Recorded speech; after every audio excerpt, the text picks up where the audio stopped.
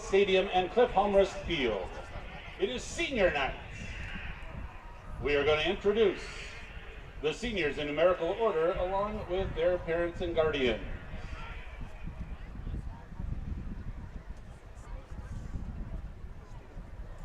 First up, number 1, Alon Solomon. Alon is escorted by his mom, Sabrina. What does it mean to be a spud? He says, you gotta love potatoes. Once a spud, always a spud. Number 1, Alon Solomon. We welcome number 2, John Jenkins. John is escorted by his parents, Brent and Carrie Jenkins. What does it mean to be a spud? It means to show pride for your school. Number 2, John Jenkins. Number 5, Jamal Dixon. Jamal is escorted by his father, Ben Anderson, and mother, Cecilia Anderson. Being a spud means to be a part of the best family in the world. Our team works hard and we push each other to be great. Number 5, Jamal Dixon.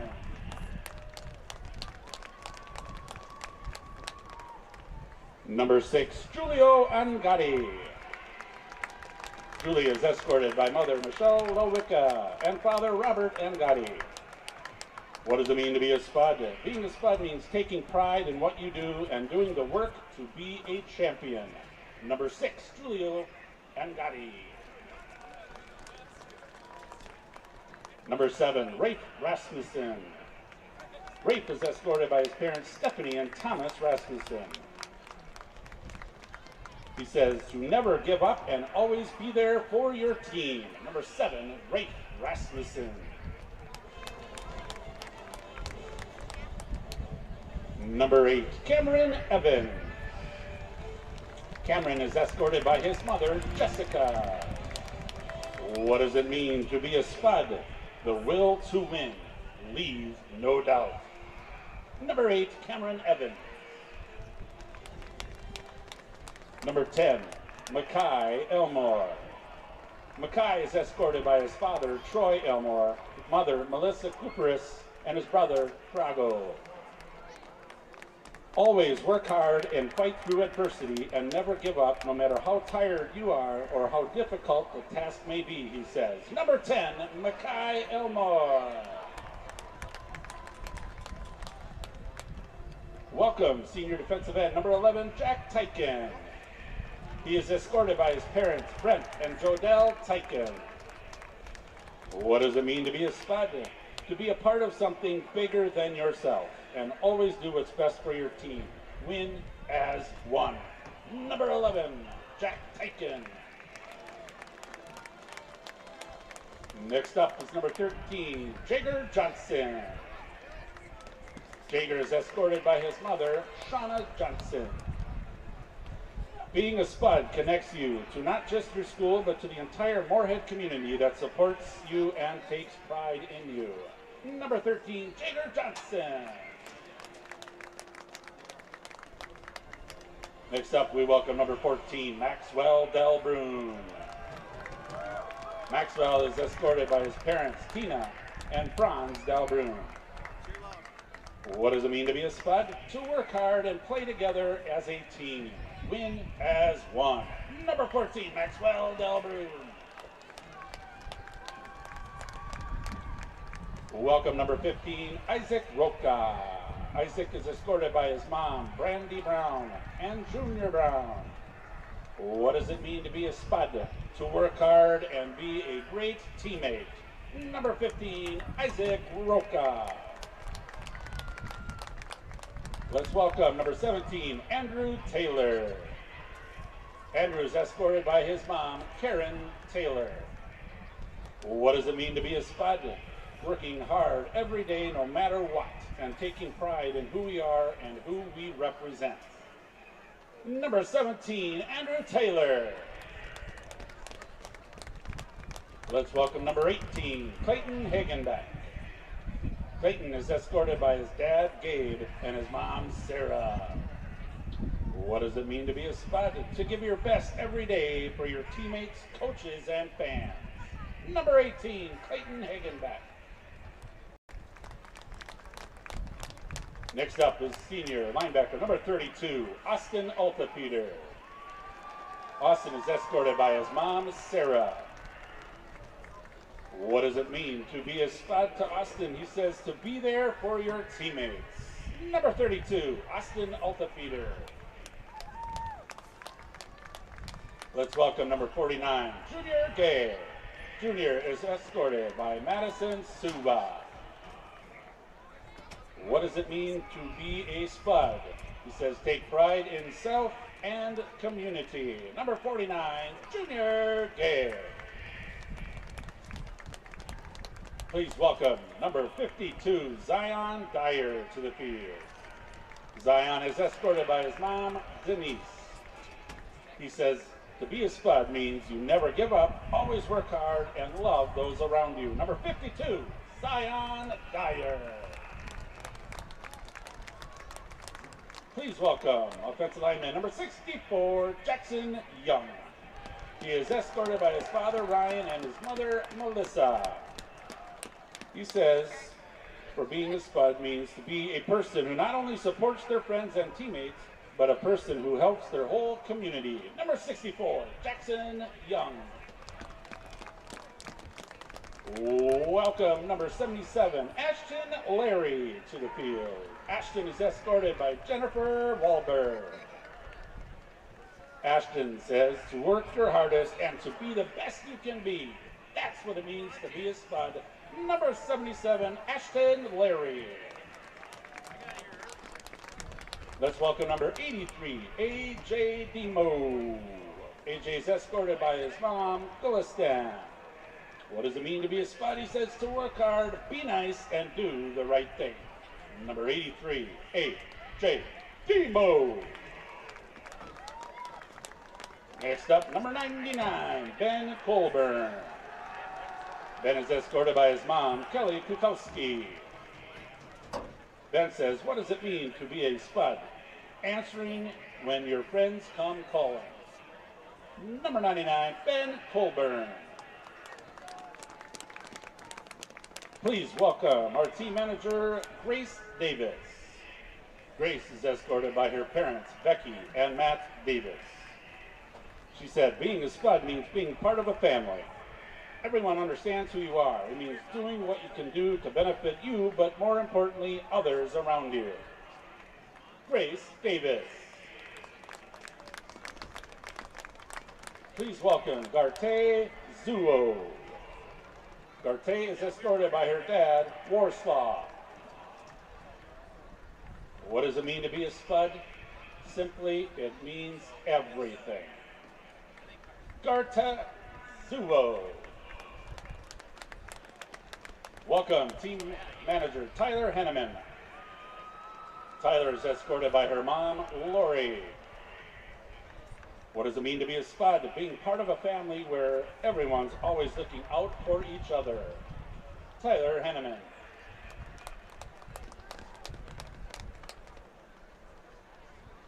Welcome, team manager Kenzie Miller. Kenzie is escorted by her parents, Greta and Derek Miller.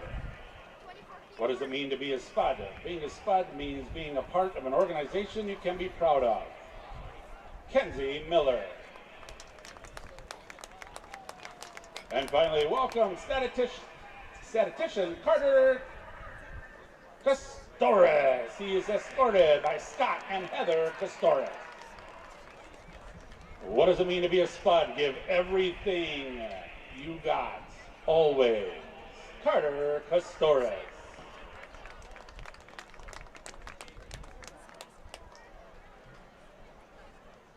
Ladies and gentlemen, one last round of applause for your senior players and managers and guardians. Thank you.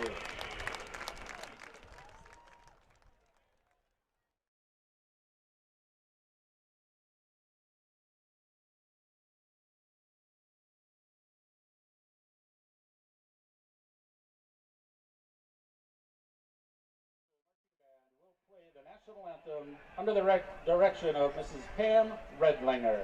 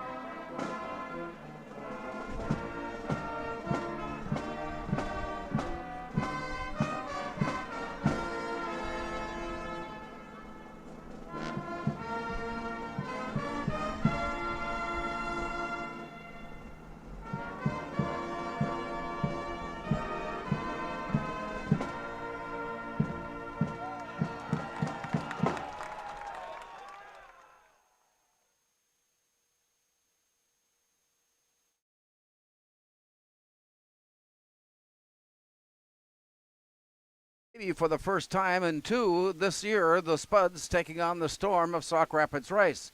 The reason for those statements is that as we near the end of the season, there's a very good chance that one of these teams will be seeded 1, the other will be seeded 2, and we'll wait for the other 4 teams to play off, and we get ready for go at that point. Absolutely, and I tell you what, the Spuds are looking for home field advantage. There's no doubt about it. I'm looking for home field advantage. I want to watch the first 2 at home also. But they got a tall order. I tell you, they got to set the tone. I didn't get to see what the officials did, but whether it be offensively or defensively, they got to set the tone right off the bat tonight and make sure that they come out blazing both sides of the ball. As we take a look at how these teams go, we talked to the coaches, and they're saying that there's very good chance we'll see it be like looking in a mirror. Yep. Both teams like a spread type of offense. Both teams like to pass. And with tonight's game, as it is under these weather conditions, it's not ideal, maybe not perfect, but it's real close. It's real close. We got about a 3/4 moon. There's hardly any breeze out of the west, so it should affect the kicking game. It should affect the passing game. So just kick it off deep and get after it. Starting lineups as Sauk Rapids is introduced as a team. They don't introduce individually, so they were out on the field ready for the kickoff. And meanwhile, the protocol here tonight had the Spuds ready to be introduced individually. And so after a long line of senior introductions, now we have an introduction of the starting lineups. That includes Jamal Dixon. It includes Alon Salmon. It includes Michael Haugo. Jack Tyken working his way out. And a very talented group of individuals getting the nod tonight for the Spuds. And right away we take a look out and see that Zion Dyer, 6'2" and 285, and he's a load. Yes, he is. He's a real good-looking kid. And one thing I did notice is that Andrew Herron, one of their good wide receivers, Larry, is in not street clothes. He's got a jersey out, but he's not dressed. And so that's one threat that they're missing. But I tell you what, their wide receivers can do some stuff with the ball, and they're not afraid to throw the ball downfield deep to them. The first word I hear to describe what Sauk Rapids Rice has to offer tonight is athleticism. Very athletic, up and down from one side of the field to the other. Yep, both offensive and defense. Very athletic on offense with the receivers. They've got, like I said, their inside linebackers are good football players. Their quarterback, you're going to see him fake and run draw. You're going to see him follow quarterback lead. Do we have another one of those? Yep. I'll let you know where the ball is. I appreciate that a lot. Of course, referencing last week's game against Elk River that saw a lot of, not confusion, certainly not confusion, just misidentification by the radio announcer. Just could not find the ball at very many of the times. Well, and on every one of those long runs, either so good to Spud defense, so you weren't alone. Spuds kicking off, and they'll kick it right to left as we get this game underway. This is week 7 of an 8-game schedule in the regular season. And lining it up and ready to go is Ben Colborn. Both Moorhead kickers off the soccer team. Here's Ben Colborn. This one is driven deep and taken at the 2-yard line. Here's the return out to the 10, the 15, and the 20. And out to the far side, Alex Haran nearly got to the edge and turned upfield. And a nice return by Haran across the 25-yard line. Otis Weah somehow is supposed to be in class tonight, I thought, or in the library for sure. But instead has stopped by to say hello, and it's always good to see you. Who do you got tomorrow? SIU. We're supposed to know what that is, I suppose. Southern Illinois. No, Southern Illinois. I'm just giving you a bad time. Congratulations on a great start on your college career. Good luck Otis tomorrow. Weah joining us here today as we take a look now as the Storm face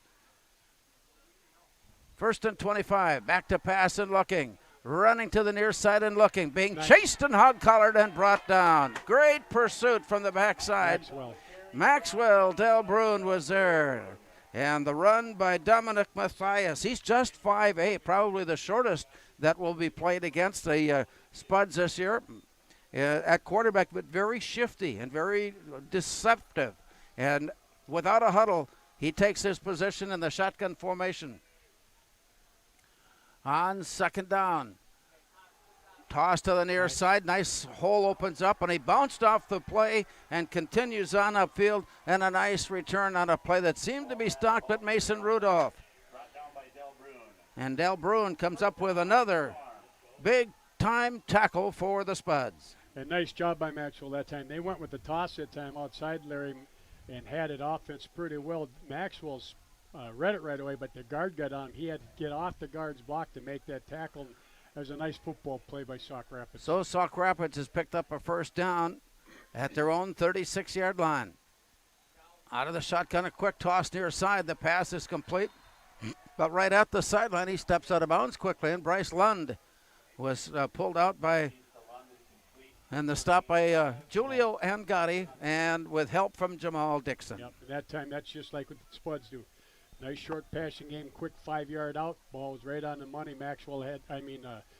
Dixon had good coverage, and away you go. So a couple of first downs along the way to start this contest tonight by Sauk Rapids Rice to pass and looking near side, and it's overthrown. The intended receiver on the near side, Cole Ackerman, but well defended.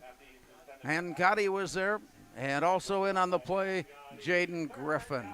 And that brings up third down. Third down on about 4. Line to gain for Sauk Rapids Rice, their own 46-yard line. And like so many teams have gone to, they are not huddling and instead will break out of their group behind center, and everybody seems to know where they're supposed to end up. And right now there are 3 receivers to the far left side as the Spud fans anticipating a big defensive stop here. Here's a quick toss. The play is made, and the stop is made at the 40-yard line. Jamal Dixon was there. Julio Angadi was there. Stop is made, and it brings up fourth down. Yep, they run that little jailbreak screen where they bring the receiver back, and the Spuds did a great job. Jamal came outside, Angadi came from the inside, and then plus he had to throw it over the outside arms of Ashton Larry, so it made the timing all messed up. Great play, nice stop. Dominic Mathias serves also as the punter. And as they await the snap, he'll kick this from near his 30-yard line. It is low, it is wobbly, but it gets a nice storm bounce, and they'll let it roll off to the side and inside the 25 and finally down near the 22-yard line. But the Spud defense comes up with a stop, and the Spud offense rolls onto the field for their first possession here tonight. I tell you what, you can tell that the Spuds defense has been spending some time in the film room because they read that screen immediately, Larry, and when you do that and when you keep outside leverage like Jamal Dixon did, that makes that a hard play. They can complete it, but hard to get any yards on it, so great job. And then on the punt, how about that real low line drive punt and got a great year. I'm glad to see Mackay Elmore let that one go. As the Spuds start their first drive of play here tonight from their own 21-yard line. Some movement along the line, and play is reset, and the run goes to Jamal Dixon. Wow.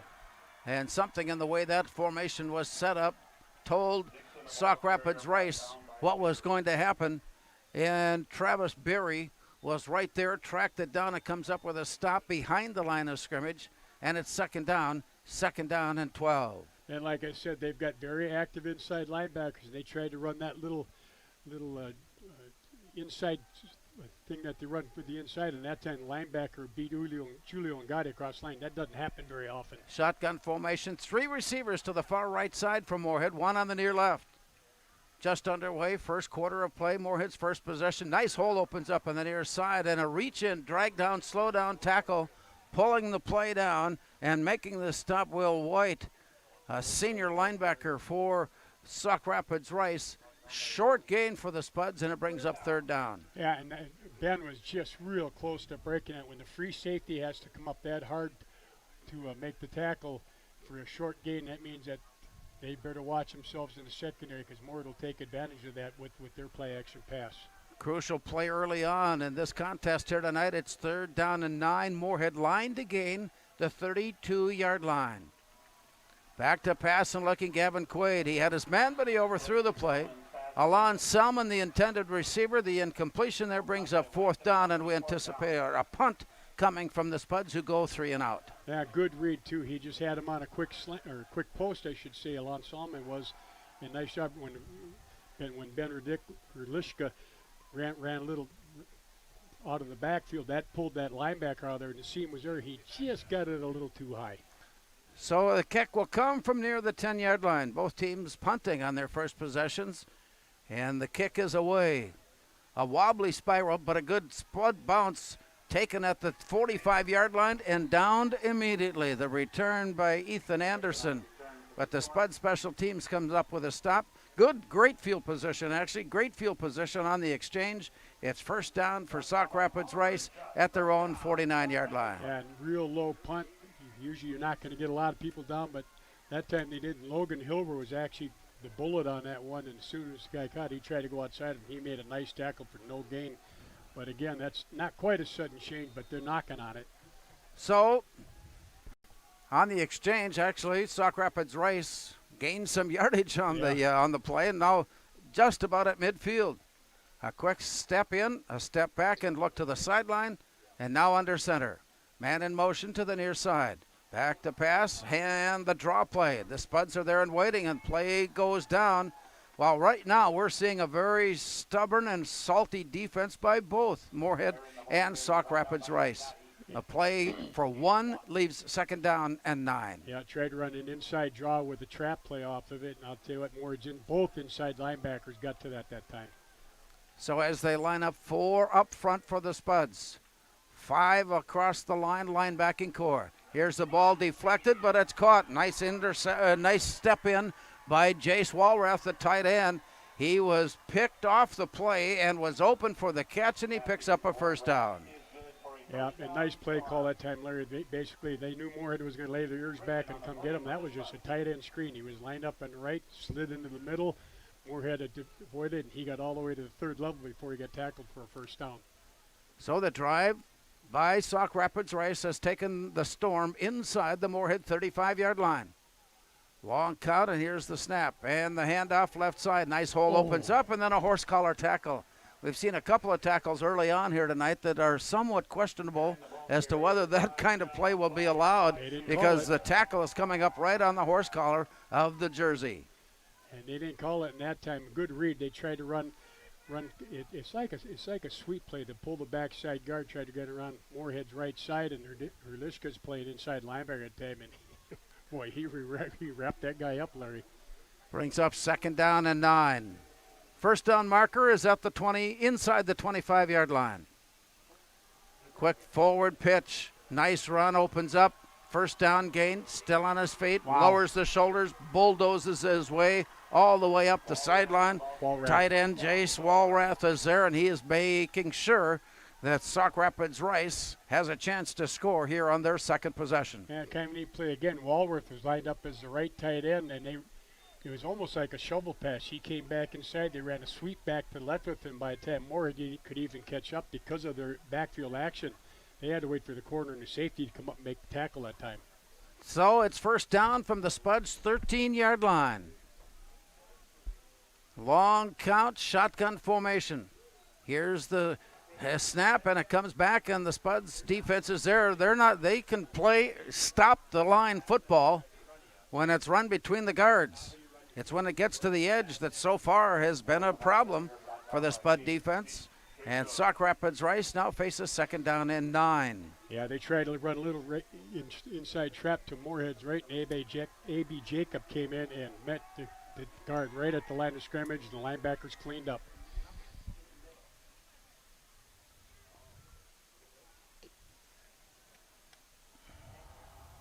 Nice. Jacob again.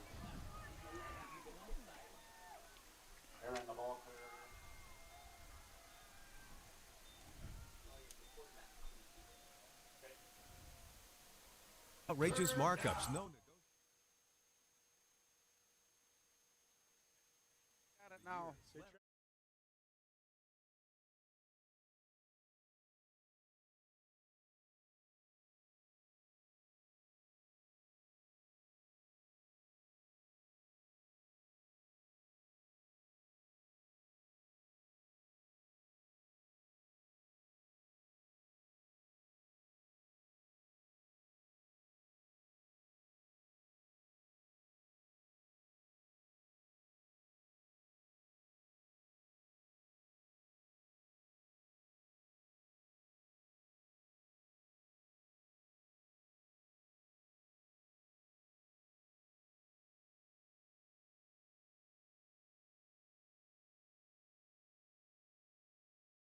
Rapids Rice facing a 4th down play.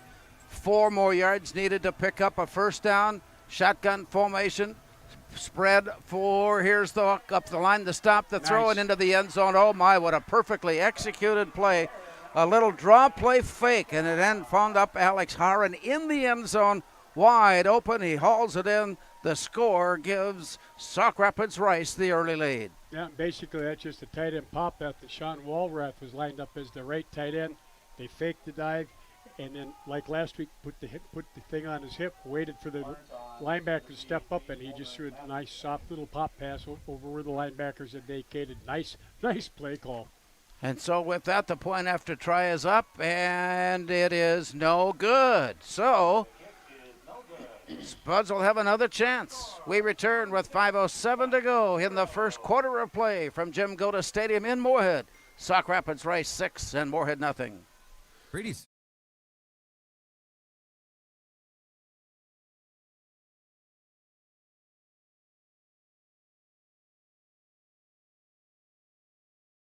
Revive Professional Massage Therapy Clinic. Locally owned and operated. Open 7 days a week, day, evening, and same-day appointments available. Couples massages also available. 20 highly trained professional licensed massage therapists on staff. Now with 2 locations, South Fargo and Detroit Lakes. Offering online booking and online gift certificates. www.reviveprofessionalmassage.com.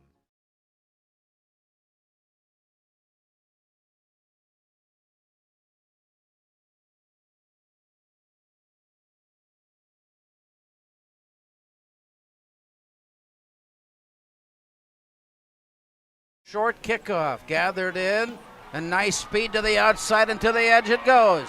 And up the sideline and runs out of room. And from there, Salon Salman was on the return.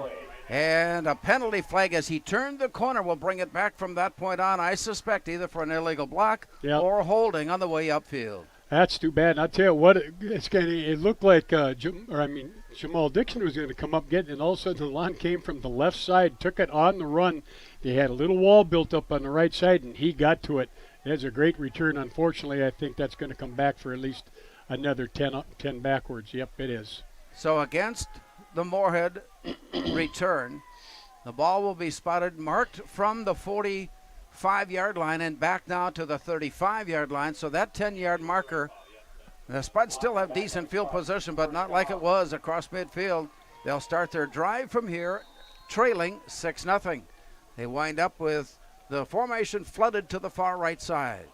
Gavin Quaid, handoff and goes. Looking upfield, and they'll try the edge across the 40 to the 42-yard line.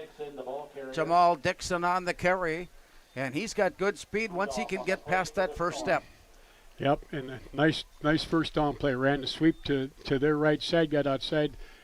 And again, Julio Ngati was able to get the inside linebacker, so that takes care of some of the chase. And then once they got around the corner, he picked up a nice 5, maybe 6 here. 6 yards on the pickup, and it's 2nd down and 4.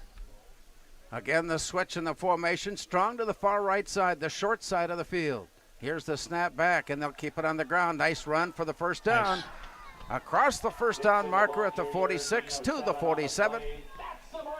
And that is a Moorhead first down with that run as they keep it on the ground to move it upfield. Again, ran the sweep back to the right. Michael Kozad was the first guard out and did a nice job on the inside linebacker. And then Jamal, with that low pad level of his, when he first got contact, Larry, he split 2 people and picked up an extra 4 yards. Carson Wendt, who was questionable for tonight on the field, he came jogging on. He'll take his spot in the backfield, one of 2 players in the backfield. Jack Tyken, the tight end, switches, goes off to the far right side and sets. Here's the snap back, and it is Carson Wendt. As he tried to find some room, he slithers his way to about midfield, just short of midfield, and the play there brings up 2nd down. Now for Moorhead, Sauk Rapids Rice scoring first, leads it here 6-0 after their missed extra point. Spuds now on the return upfield. And like Moorhead likes to do, they ran power to their right side again, getting people to the second level so that you can pick up some extra yards. And you know what, Larry, they'll take 4 downs on a running play every time.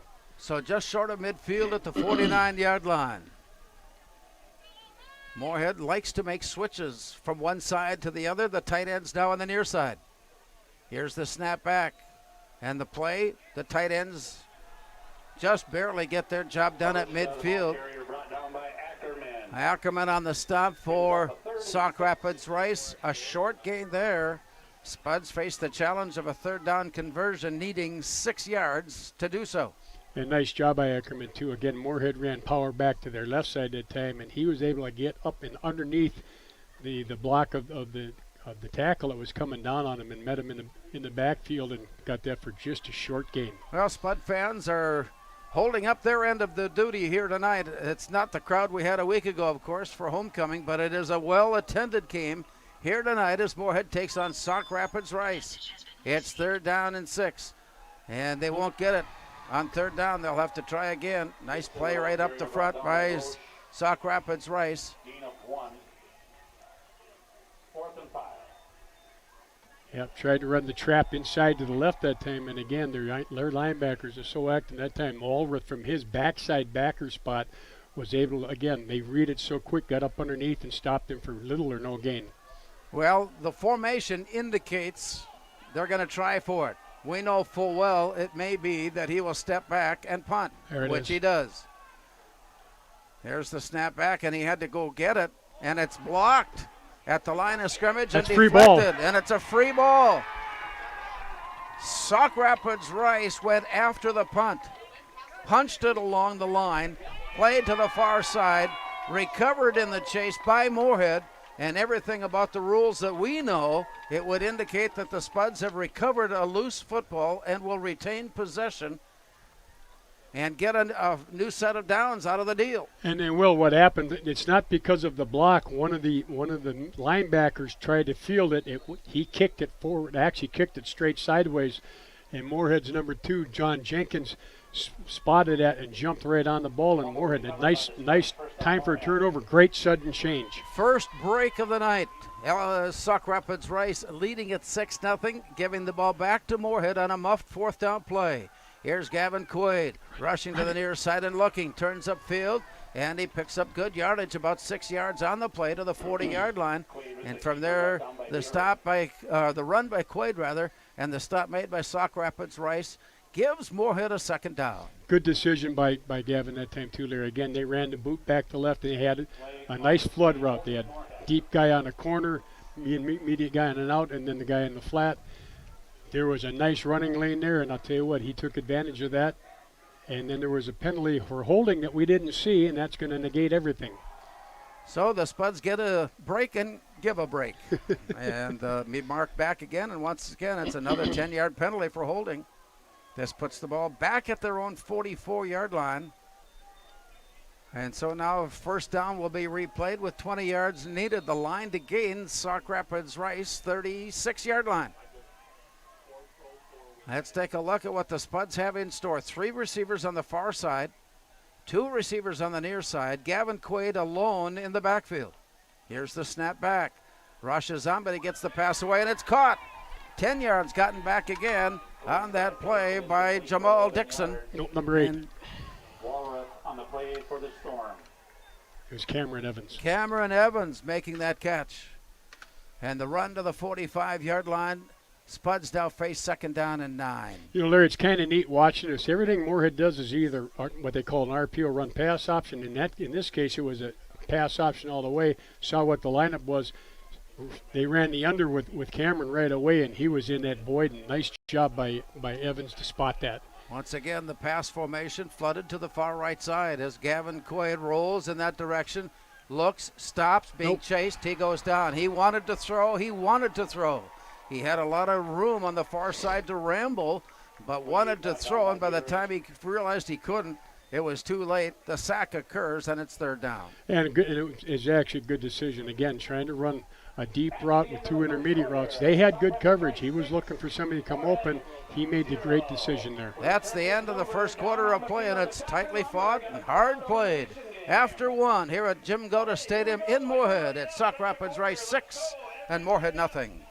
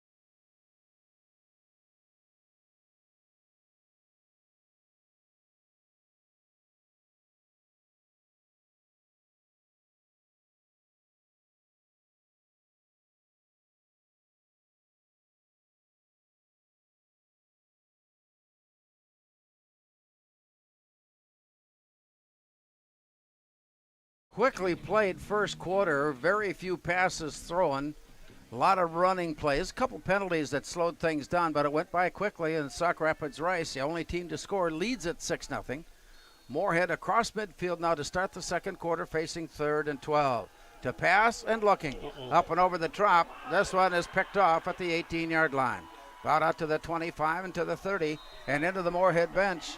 A great defensive anticipation and play by Mason Rudolph, who comes up with the interception, and the Spuds turn it over. Yeah, tried to run, throw a deep ball to Lon Solomon, and unfortunately when he looked at his read, he didn't realize they're playing cover 2, so that safety's going to get over the top of that, and he threw it just a little bit short, and he did a nice job of reading that, picking it up, and it's a tough turnover, but he's got to read that with that deep safety like that there's got to be something in the middle. So Sauk Rapids Rice takes over at their own 44-yard line, 2 receivers far side. Dominic Mathias takes a look, steps back, and reloads. Here's the snap. Play comes on the near side. Spuds crash through, defeat the blocks. And for a moment, it looked like they might have picked up the ball away. But no, and it will be 2nd down as Sauk Rapids Rice retains possession, 9 yards needed. Yep, tried to run to the sweep to the left side. More defense that pretty well. First thing you got to do is try to figure out how to get around Jack Pekin when he blows back the tackle like that. And then Maxwell Del Bruin coming underneath and making the first hit. 4 down linemen defensively from Moorhead. 2nd down and 9, Sauk Rapids Rice. The handoff straight forward. Got tripped up and slowed, but he stumbled far enough to pick up a 1st down. Nice run in anticipation. Cole Ackerman. And Gotti made the tackle and the stop, but not before the 1st down. And the chains move up. And again, running the sweep to Moorhead's right or to the offense left side, get outside. And once he gets outside, they did a nice job of getting to the 2nd level with their blockers so that Gotti had to come from his linebacker spot and then with help from the free safety. Tight end on the near side. Wide receivers wide right. Long count. Then the stop and the look. Chase Walrath again will stay in his spot as tight end as he steps back down, goes behind tackle. And before the play gets underway, the time had run out on the play clock, and I think they were able to get a timeout taken. So play has stopped. We are early in the second quarter, 10:32 to go here in Moorhead. It is Sauk Rapids Rice 6 and Moorhead nothing.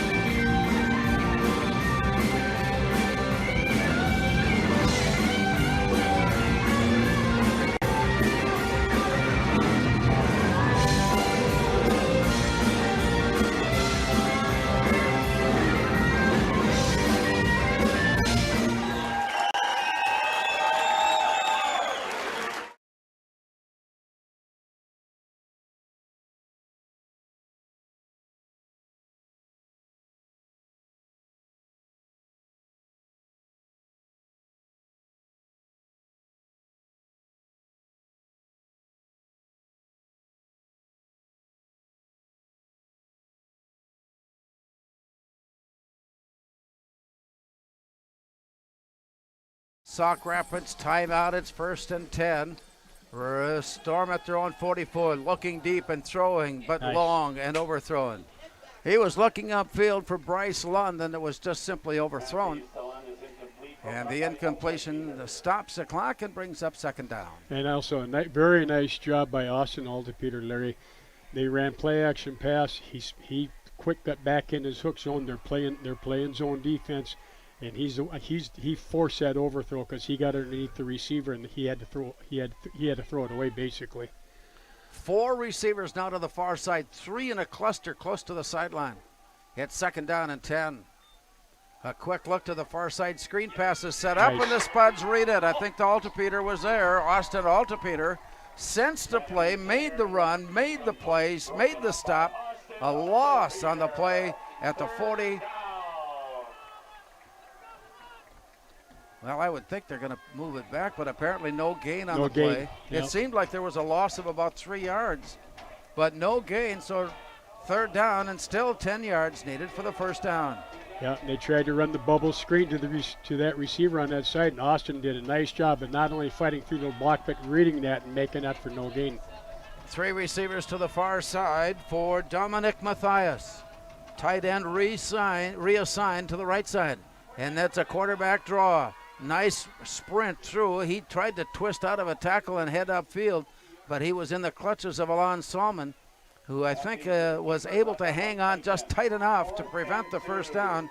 And so Sauk Rapids Rice now faces 4th down and 2. Yeah, that's a nice play because they've got a lead blocker with the back. It almost becomes an isolation play, and he did a nice job reading the back's block, Larry. Our thanks to Eric Peterson for helping out. That was ruled an incomplete pass on that screen that we saw just a moment ago. Okay. I invite you to join with Eric Peterson's coverage of Spuds football in tomorrow's edition of The Forum. It's 4th down and 2, and again they'll be forced to take a timeout as the play clock ran out. 9:35 to go, first half. Here tonight at Jim Goda Stadium at Sauk Rapids Rice 6 and Moorhead nothing.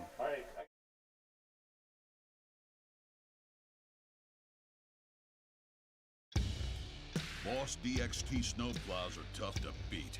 Featuring dual trip tech, flared wings, and optional D-force for improved scraping and back-dragging performance. Choose from 3 different sizes in steel, stainless steel, and poly. The Boss DXT is built to restore order. Your home for Boss snowplows is Bert's Truck Equipment on Highway 75 North in Moorhead.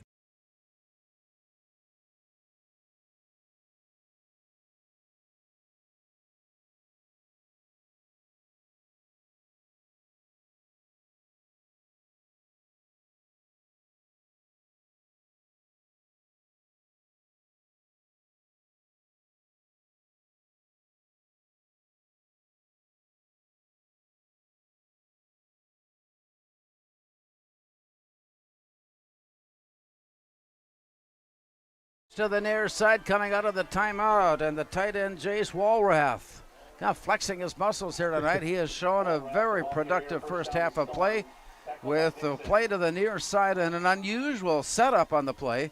But Sauk Rapids Rice made it work for the first down as they spot the ball now at the Moorhead 33-yard line. Yep, they came out of the thing and went I-backs, just threw toss to the left. Back to the far side. And looking, the run into a pileup of players. A.B. Jacob. A.B. Jacob, who has gotten into some action in the second and third game of the season and simply will not let go of his spot. He continues to play on and play well. No gain on that play to bring up second down. A.B. Jacob on the stop for Moorhead. Yeah, they got Walrath as less than a tight end, but he was the tailback 2 plays in a row that time. Off the near hash mark and moving right to left. Long count waiting. Here's the snap back and a quick top, and it's blocked, and it's intercepted and then dropped. It was blocked. Swatted away in the air, and it fell down right into the lap of Ashton Larry. And as he tried to gain control, he lost control. So it will go as nothing more than an incomplete pass and bring up third down. Yeah, they tried to run a slant play that time, and I believe that A.B. Jacob is the one that got his hands up and tipped it. Larry was lined up as the left defensive end and tried to catch it on his rear end, and it just couldn't hang on. So it's 3rd and 10. In motion to the far side, Cole Ackerman. Rolling in that direction and looking. Well protected and throwing. Up into the air and long overthrown. He ended up out of the end zone and to the far sideline, out of play. So that brings up 4th down. Now 4th down is not a problem for Sauk Rapids Rice. It means nothing. 4th and 1, 4th and 10. Okay, we'll get it. Now they take a look as Cole Ackerman leans in before taking his spot as a wide receiver off the far hash mark. Dominic Matthias and the Storm facing 4th and 10. Here's the look in plenty of time. Now flushed out of the pocket. He leans back to throw. It is towards the end zone. It is picked. And it is knocked away incomplete. And so with that play, the Spuds, Mike Jamal Dixon comes up with the breakup. And quite frankly, he was, whether he intended or not, it was smarter to let that one be knocked to the ground as an incompletion rather than try to get an interception. And he had great position, and they tried to throw it deep. He got underneath, got his hand, batted it forward, was trying to catch it, and finally he just batted to the ground. And great defensive stand. Nice play by Jamal, and the Spuds, they got the ball back. An adventuresome trip upfield for Sauk Rapids Rice that came up short. Stopped on 4th and 10, giving the ball back to the Spuds, and it's brought out to the 31-yard line. Spuds now going left to right as they face a first down, trailing 6-0. Long count for Gavin Quaid. He resets now to the near side. Here's the snap back and the turn and the handoff, looking for some room. He's got it. Keep on going. And then the pile is pushed forward to the 40-yard line. It turned into an 8-yard gain on a play that looked to be stopped after a 3-yard pickup. And nice job of running. He could have just read that block a little bit better. They ran power. The guard kicked out the end. And as usual, and he got up on the linebacker, and he actually turned the linebacker in, and that's where Jamal went. If he'd have sipped outside, been a little bit more. But you know what? He still got an 8-yard gain. So it's second down, Moorhead. They've had possession into Sauk Rapids territory only to turn it over and trail 6-0 here as this drive continues on a nice gain up the field. Here's a first down. Herlischka gets his first carry by our count here tonight, and he is a strong runner with some good speed, good enough, breaking through the tackle to pick up a first down. Yeah, that time they ran power back right, and that time Ngadi kicked out the tackle. Backer got up on the linebacker, and Herlischka was right behind him. As soon as he saw where that helmet was, he cut it back inside for a nice gain and a big first down. Ball spotted at the Sauk Rapids Rice 48-yard line. Alon Salmon goes wide out, far left. Michael Haugo on the near right. As they reset their lineup and on their formation, the snap is back, and Gavin Quaid rolls near side to look and lean it to throw, and it is incomplete. He had it in the hands of Michael Haugo, and as he was making the catch, he was contacted, and the ball got stripped away. It falls incomplete. And that would have been a heck of a catch either way, because he was trying to like heck to keep his feet in at the same time. They're, again, just a two-man route. They run boot back to their right. He kept rolling. When he came out of his cut, he threw the ball. Unfortunately, nice coverage by their corner. That brings up second down. Second down and 10. Now the Spuds put three receivers wide out far left side as they head upfield. Single receiver on the near side. They'll keep it on the ground. Offensive line opened up a bit of a hole. He found it, but then it closed quickly as he got help. They got help, rather. Herlischka on the run to the 45-yard line. That's a 3-yard pickup, and Walrath making the stop, so it brings up third down. Spuds now need about 7 yards to keep this drive going. Yeah, that's basically just almost a draw play because he's got no lead blocker at the back. They did the best they could. The backside backers unaccounted for. Looked like Ben was going to have a big gain, and he came across, and Will White did, and they did a nice job of stopping him, so he didn't get any more. 6:29 to go in the first half. Moorhead trailing 6-0. Now in Sauk Rapids Rice territory. Three receivers far left side. And this play will unfold when we return. A rather definite stride to Kevin Feeney's walk out onto the field. With 6:20 to go here in the first half. From Jim Goda Stadium, it's Sauk Rapids Rice 6 and Moorhead nothing.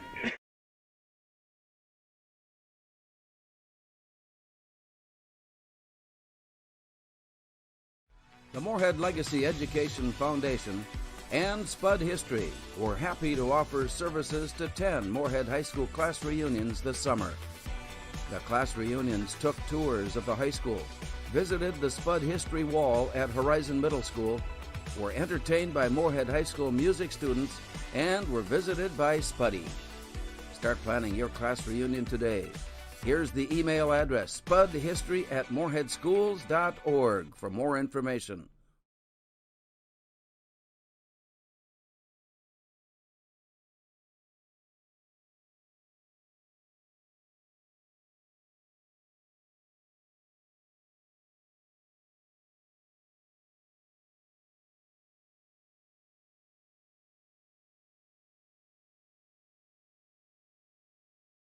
Out of the Moorhead timeout, Gavin Quaid wants to throw, now flushed out of the pocket and will run. 40 to the 35, into the sideline near the first down marker at the 32-yard line.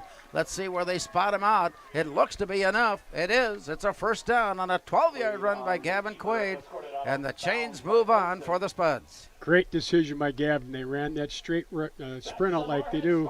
Had a guy deep, had another guy on the post that time. And by the time the secondary could even think about what was going, he took off, and he knew exactly where he had to get to. He got there and then some.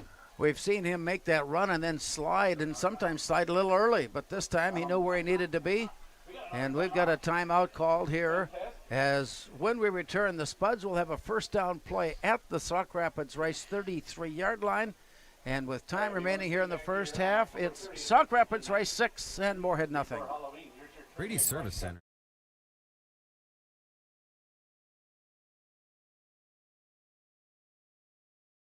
Natural talent, physical gifts, training advantages. To become a champion, none of that matters. True champions are the ones who are comfortable working harder, staying later, and finding that competitive edge. They are never satisfied simply doing a good job, because those who transform themselves from local talent into local folklore are the ones who continually perform beyond their limits. Bell Bank, proudly supporting champions everywhere.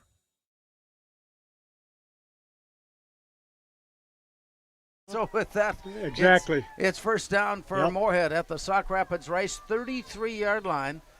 On the clock, 6:12. Moorhead readjusting their lineup. And now a man in motion and a quick forward pitch. And Jamal Dixon works his way inside the 30. Let's spot him down near the 29-yard line. Just about a 4.5-yard gain. And with that play, the Spuds now face second down and 6. Yeah, they put Jamal in motion at time, and it's almost like a shovel pass, but basically just a different way of running that jet sweep. He got outside. The defensive end stayed way outside. He cut it up inside and picked up 5 yards. Yeah, Travis Berry ended up with credit for the stop. And so the Spuds now facing second down and 6. Receiver left, 2 receivers near right side. Very patient approach, and here's the quick toss on the screen to Michael Haugo. He makes the catch, avoids a tackle, slides his way forward to the 25. They spot him down near the 23-yard line, very, very close to the first down. We'll take a look from there, and again, Berry comes up with the stop, but just short of the first down marker at the 24-yard line. It is now 3rd and 1. Yeah, right in that wide receiver screen to Michael, and that time he did a nice job. The inside receiver on that side blocked one guy outside, so he came back inside, and as long as he is, once he starts to fall, he ends up getting a lot of extra yards. Haugo goes wide left side with Mackay Elmore. Alon Salmon on the near side. A wing back now steps closer to the line of scrimmage, and here's the play. Quick toss, run, first down. Salmon out of bounds, first down. So Gavin Quaid finding the spot, finding the rhythm here on this drive. They've taken it after stopping Sauk Rapids Rice on 4th down back at the, the 30-yard line, 25-yard line. And the Spuds have marched up now to, have given them a scoring opportunity at the Sauk Rapids Rice 17. And that time, nice play call. They ran the quick out. They brought a double A-gap blitz that time. Then Moorhead picks it up. The one guard picked up one, and Gotti got the other one, and he had nice time, and the timing of it was perfect again. Let's make it the 18-yard line for the Spuds moving in. Gavin Quaid turns, looks, throws towards the end zone, and it's picked off. There was 2-on-1 and another interception, and the play has not been stopped. Play continues on as Keegan Patterson works it off to the far side. And then gets away once again before finally being slowed and dragged down with a penalty flag in the Sauk Rapids Rice bench area. A play that appeared to be stopped, and then continuation occurred into the area on the far side. And the Spuds are getting some penalty flags that eventually is going to come back to haunt them. Yeah, that's too bad. And the defensive back did a nice job of taking it away from the Moorhead receiver, and then they couldn't find a way to tackle him. Whoever was trying to make the tackle did what's called the old-fashioned club and rake, and I got a feeling that he got him across the face mask when he did it, and That would be about the only reason to make that kind of call. But where it came from, it's got to be some form of when he was trying to make the tackle, he got a piece of the face mask or something. Personal foul. Horse collar. Yeah, and that is the third tackle like that made tonight by the Spuds. First time we've seen the whistle or heard the whistle. Yeah, or seen the flag. And so the penalty yardage takes Sauk Rapids Rice a bit out of the hole. They'll bring it up now to the 37-yard line, and they'll have first down from there after the interception. Yeah, and on that throw, Larry, Elmore actually got position on the defensive back and had it in his hands, and the guy just stepped in front of him and wrestled it away from him. Nice interception. Spread formation here for Sauk Rapids Rice. A quick pitch out to the far side. And the run upfield, very strong run. Just would not go down, gained another 3 yards after contact on the play that puts the ball up near the 45-yard line, and it'll be second down. Yeah, ran a quick pitch. I haven't seen that outside that time, and boy, I tell you, they got out in a hurry. So the corner's got to make sure he turns it back inside, which he did, and then finally Austin Altepeter came from his linebacker spot to tie him up, and the safety helped him with that one. But that was a big gain. Nice play. Haven't seen that yet. Down at the 45-yard line. Line to gain the 47. It is second down. Quick pitch, no. Back to pass throw. Catch made, yes. 40-yard line, first down. Wow. Nice bit of deception as Matthias, with his pass to Cole Ackerman, moves the chains, and it's all the way into the Spuds territory at the 37-yard line. Yep, had faked the quick pitch, came back, and then threw the slant. And I'll tell you what, Carson Wentz had great coverage on that guy, and he did a nice job of catching the ball and putting it away because he was right there, bam, bam, tried to knock it away, but nice, strong catch by that young man. 3:55 now showing here in the first half. We've had but one score, and it belongs to Sauk Rapids Rice. Here's the snap back. In some trouble, but no. He follows his blocker now to the far side, trying to turn the corner. Spuds catch up to him there, and the play goes down at the 35-yard line. Maxwell Delbrun making the stop for Moorhead, and it brings up second down. And a good job by Jamal Dixon. That time they faked the pitch. I don't know if he was faking the pitch or if he just didn't get it out of his hands, so it became a quarterback sweep. A nice job by Jamal Dixon of getting outside leverage and turning that inside so that Moorhead linebackers could come over and make that stop. It appears that a player from Sauk Rapids Rice is injured and is down on the turf. That gives us a chance to remind you that Concordia football returns to Jake Christensen Stadium tomorrow afternoon. It's a 1 o'clock kickoff against Bethel. The Royals come in, very highly touted offense under Jaron Rosti, former Alexandria quarterback, and junior this year with Bethel as they make their run for a league championship. The Cobbers are trying to right the ship just a little bit. They got a win last week at McAllister. They'll try to pick up a second win in a row as they take on Bethel now tomorrow afternoon. 1 o'clock kickoff right here on 970 WDAY. Meanwhile, the injury to Sauk Rapids Rice on the far side, and the player has been lifted and is up and is walking with some help, and that's quarterback Dominic Matthias. And if he is unable to play, at least for a while, it'll certainly make things different as far as Sauk Rapids Rice is concerned. We don't have any of the statistics for the backup. We don't know who the backup quarterback is at this point. We'll know in a moment. They'll line it up on the far hash mark. Number 3. Is that him? Yep. Yes. He normally is a wide receiver, but Bryce Lund now becomes the quarterback. On second down, Lund drops back, and he's a lefty, and he had it deflected, but it was enough on it to get loose. Oh, wow. And to the sideline, finally stepped out of bounds, but I think enough for a first down. No, they're actually going to call him out of bounds even sooner than that, Larry. He stepped out of bounds about 4 yards short, but again, Moorhead's Ashton Larry got a piece of that one and slowed it up. Didn't expect to see a quick screen pass. You know, you don't usually see a quarterback come in cold throw, but it was a nice, safe pass, and he did a nice job, but somebody knocked him out of bounds early. So it's 3rd and 5 for Sauk Rapids Rice at the Moorhead 32-yard line. Bryce Lund waits for the snap. Here's a quick pitch forward to the tight end, Jace Walrath. Boy, he's been an effective player for Sauk Rapids Rice tonight, and Walrath ducks in behind the blocking scheme and heads up for a first down and they'll spot it at the 23-yard line. Yeah, it actually becomes like a sweep. He's lined up as the left tight end, and it's like a shovel pass, and they both guards outside and the tight end, and then when he makes contact, he gets that pad line. He's a big kid at 6'2", and I don't know what he weighs, but he knocked people backwards. He's well defined. Yes, he is. At the 25-yard line. We've got a false start somewhere along the way. Left guard. And we got to take a look. That was Bryce Lund that came in motion to the near side. That would indicate that Dominic Mathias has returned. Yep. Well, we'll have to straighten this out because, quite frankly, No, I'm that's still number 3. That's still number 3, Larry. Okay. And that time the left guard, obviously. He's lining up as a wide receiver. And so under center, I think now, is Jack Klein. Yes, Jack Klein brings Lund in motion. The handoff goes to Alex Harron, and he is gang tackled and brought down near the 27-yard line. The ball carrier brought And down by Davis and Altapeter. Linnaeus Davis and Austin Altapeter teaming up on the stop. Sauk Rapids Rice facing now second down and about 3. Yeah, that time when Lund took the handoff, he did an inside handoff to the guy, and they tried to run power to the right side. Again, Moorhead had real nice penetration on that play.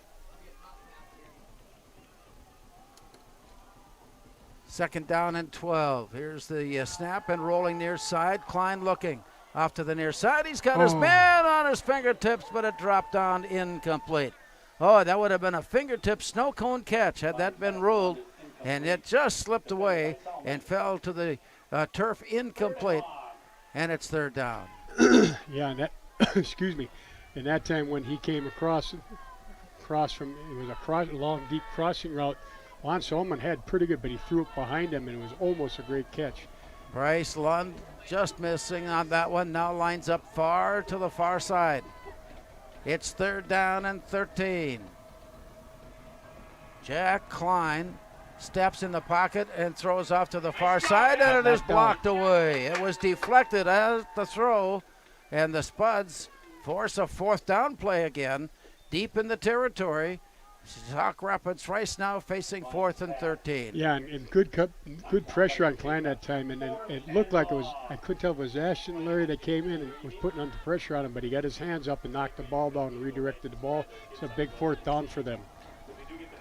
There have been several game time situations such as this, fourth down and crucial. And the result will come, well, we've got a timeout taken now by the official. He's come over to the near sideline. He is not pointing at either team or the other as to making the... He called the timeout. He did. It's the official's time. How many are they allowed in a game? Just this one? The white hat can have as many as he wants, and Moorhead and the other two teams get 3 apiece unless they lose count.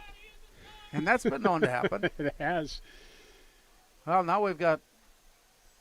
the training staff is that the is coming trainers, across. Moorhead trainers Yep. that are being asked to come across? Well, that would bring a result of the official timeout there. Yep. At the request of the Sauk Rapids Rice coaching staff, Yep. I'm sure, and I suspect, based on what we've seen, that they're taking a longer look at Dominic Mathias. Yeah, he's on the trainer's table back behind the bench, and so they're taking Mr. Noonan. And So as everything else has been taken care of and put in place, we return. Jack Klein stays on at quarterback. It is 4th down and 13 for Sauk Rapids Rice. In motion, Cole Ackerman. He's off to the far right side and sets there. Here's the snap back, and Klein steady and looking into the end zone looking. It is tipped away, and it is knocked away incomplete. Another nice defensive play by the Spuds on 4th down.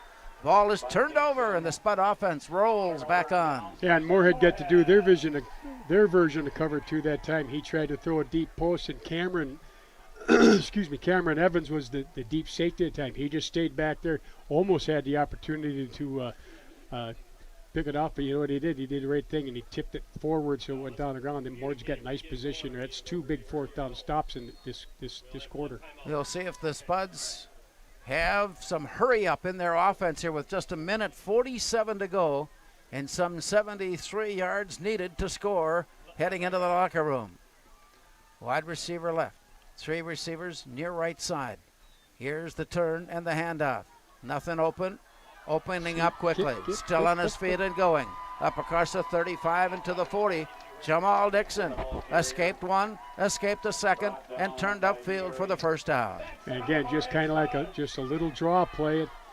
And he got up in the end, broke 2 tackles and picked up a big first down here. They got to get going here. From the 42-yard line, a minute 32 remaining. Snap is back, and Quaid hands off again. It's Jamal Dixon. Boy, he got through in a hurry. He lowered the shoulders for an 11-yard gain and stopped there for another first down. Big first down, stops the clock right away. Coach Feeney's out on the field yelling the play to one of the players, and he did the same thing. And here they go. With the ball declared ready, first to wait to make sure that the chains are put in place and properly spotted. Before it gets underway, it's underway. Here's the turn and the hand back again to Jamal Dixon. He steps his way through to about the 40. They work it for a 7, maybe an 8-yard pickup. Jamal Dixon on 3 carries in a row has brought it deep out of their own end of the field now to the Sauk Rapids race 41-yard line. We're at 2nd down and 4. We are inside the final minute and got stopped that time, and that'll put it down at the 41-yard line, and it will bring a timeout call from Kevin Feeney. As the coaches roll on and decide their next play, 47 seconds to go in the second quarter of play here at Jim Goda Stadium. It is Sauk Rapids race 6 and Moorhead nothing. Right, we have 2 more.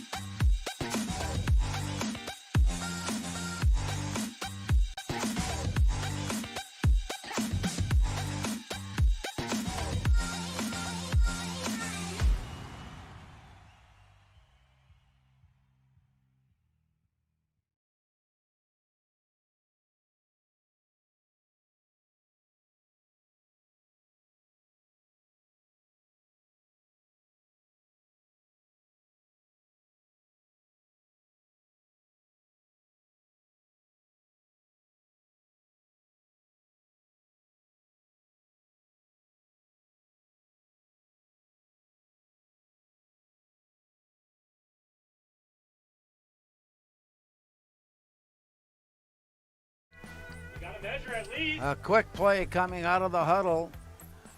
Hooking up with John Jenkins, rushing to the near side. He got stopped. The Spuds are without timeouts. 4th down. And now 4th down. They need inches to keep it going, but the clock is running. 25 seconds and down from there. Here's the snap back and the look and the quick toss. And the catch made, and then the step out of bounds. So that's the way you run it. That's the way you run the play. Alon Salmon alertly making the catch to step out of bounds and stop the clock. I tell you what, they just ran that little 5-yard out that time, and great coverage, and Salmon reached out, used his hands, and pulled it in his body to keep it, because there was good coverage on that play, Larry. Play will start with 18 seconds remaining. Moorhead looking to at least tie. Could take the lead, heading into the locker room here in the first half. Under some pressure, and the pass is away. Alon Salmon, the intended receiver, but it was way overthrown. High and wide. Defensively, Mason Rudolph was in on the play for Sauk Rapids Rice, and he's had good positions on his defensive plays here tonight. He's had an interception, and he's had a couple of other plays like this one that forced an incompletion. It's now 2nd down with 15 seconds to go in the half. Nearly lost it, reaches up, pulls it down, goes deep. And the catch is made. Catch is made. Catch is made. Where is it down? Where is it down? Just outside. Touchdown. It is touchdown. The officials on the far side and up the line waited and waited and waited. A big, long touchdown pass that was waiting for it, and Mackay Elmore, senior night and all, is there for the reception and the score. And here comes Ben Colburn on for the point after. I don't know if Mackay Elmore plays basketball, Larry, but he did a great job. Oh, he's a basketball player, and no doubt about it. it. He got in position for a rebound, went up and got it, and then reached his hands out over the pylon. For the go-ahead point. It's on its way up, and the kick is good. And the Spuds drive virtually the length of the field just before half. We return to Jim Goda Stadium with 9 seconds to go. It's Moorhead 7 and Sauk Rapids Rice 6.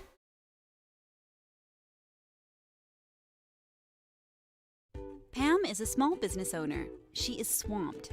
Pam knows she needs to advertise, but is overwhelmed by all the options. What if there was a way for Pam to have access to a team of media experts?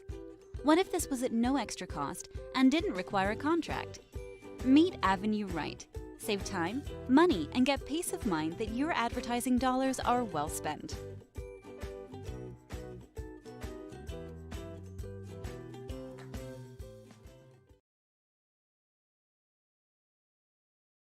It came to fruition with 3 straight runs for good yardage from Jamal Dixon, and then Mackay Elmore in the end zone, barely in the end zone for the score.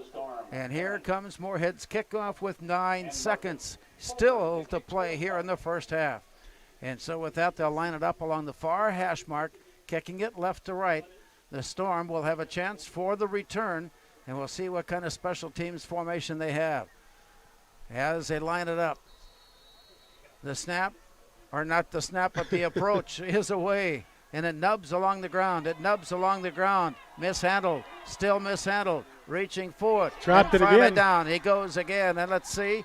The stop, the clock has stopped at 2.7, but I think the return was recovered by Alex Haran. Yep.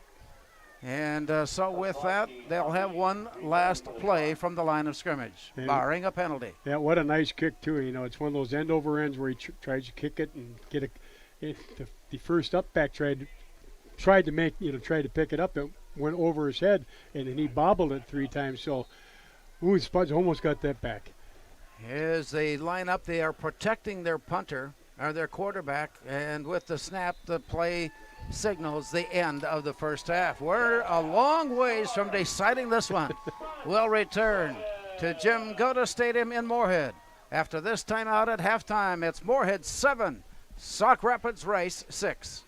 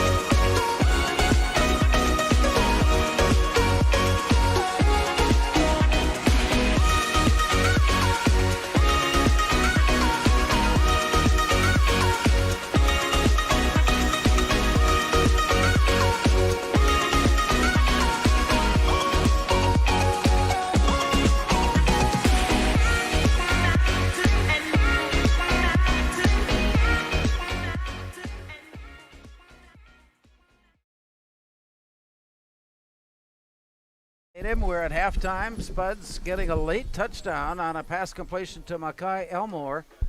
And it is 7-6, and I'm not so sure that I really thought this was going to happen the way it did, especially with the way that Sauk Rapids Rice had been playing early on. You know what? And both defenses are bending but not breaking for the most part. But what a job by Moorhead, getting the ball on about their own 26 or 27-yard line. They're going the length of field in a minute 27 with one timeout. And then Elmore's catch, Larry, not only did he catch, he's on about the 1 foot line, then reaches over just like on break TV. The plane. It's yeah, just like on just TV. Like a Sunday afternoon yeah. game. And so with that, the Spuds have taken the advantage into the locker room and are getting things lined up and planned for the second half. We'll return with more from Jim Goda Stadium. We've got a news break coming your way next. We're at halftime from Jim Goda. It is Moorhead 7 and Sauk Rapids Rice 6. During the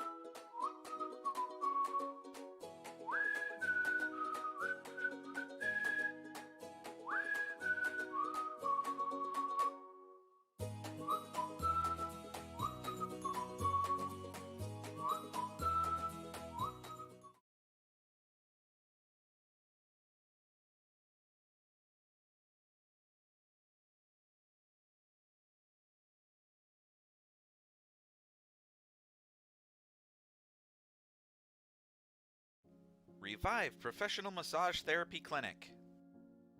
Locally owned and operated. Open 7 days a week, day, evening, and same-day appointments available.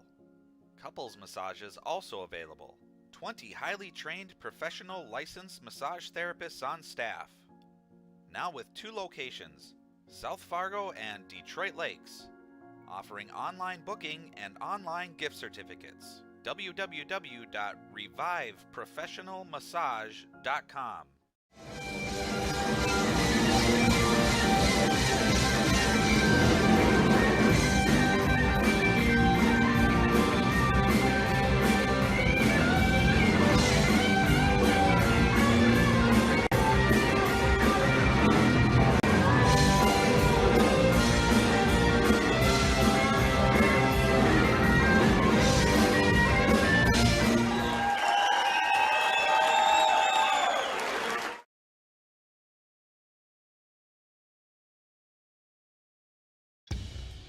Boss DXT snowplows are tough to beat.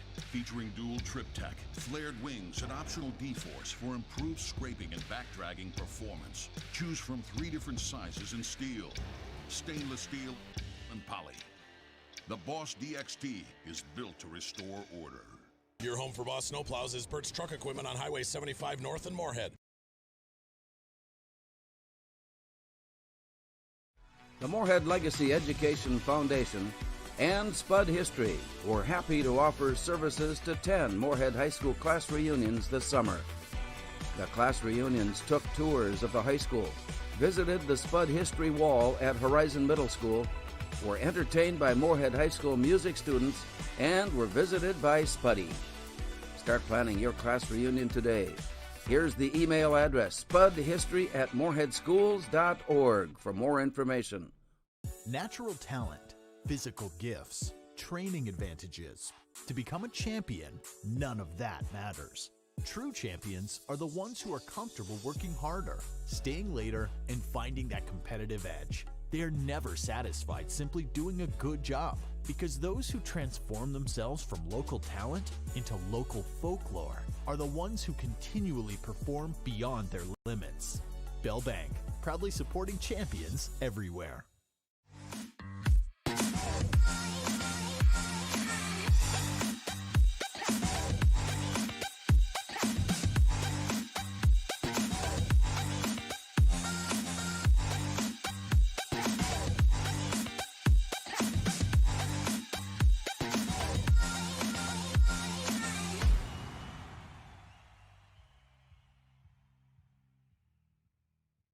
Pam is a small business owner. She is swamped.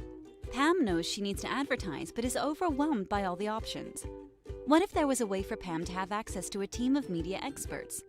What if this was at no extra cost and didn't require a contract? Meet Avenue Right. Save time, money, and get peace of mind that your advertising dollars are well spent.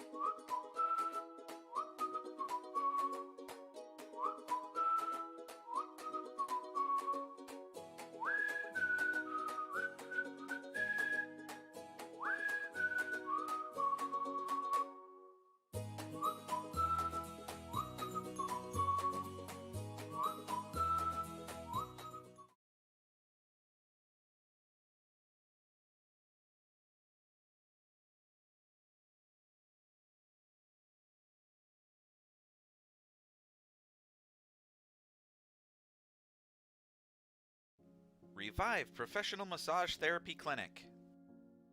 Locally owned and operated. Open 7 days a week, day, evening, and same-day appointments available. Couples massages also available. 20 highly trained professional licensed massage therapists on staff. Now with 2 locations, South Fargo and Detroit Lakes, offering online booking and online gift certificates. www.reviveprofessionalmassage.com.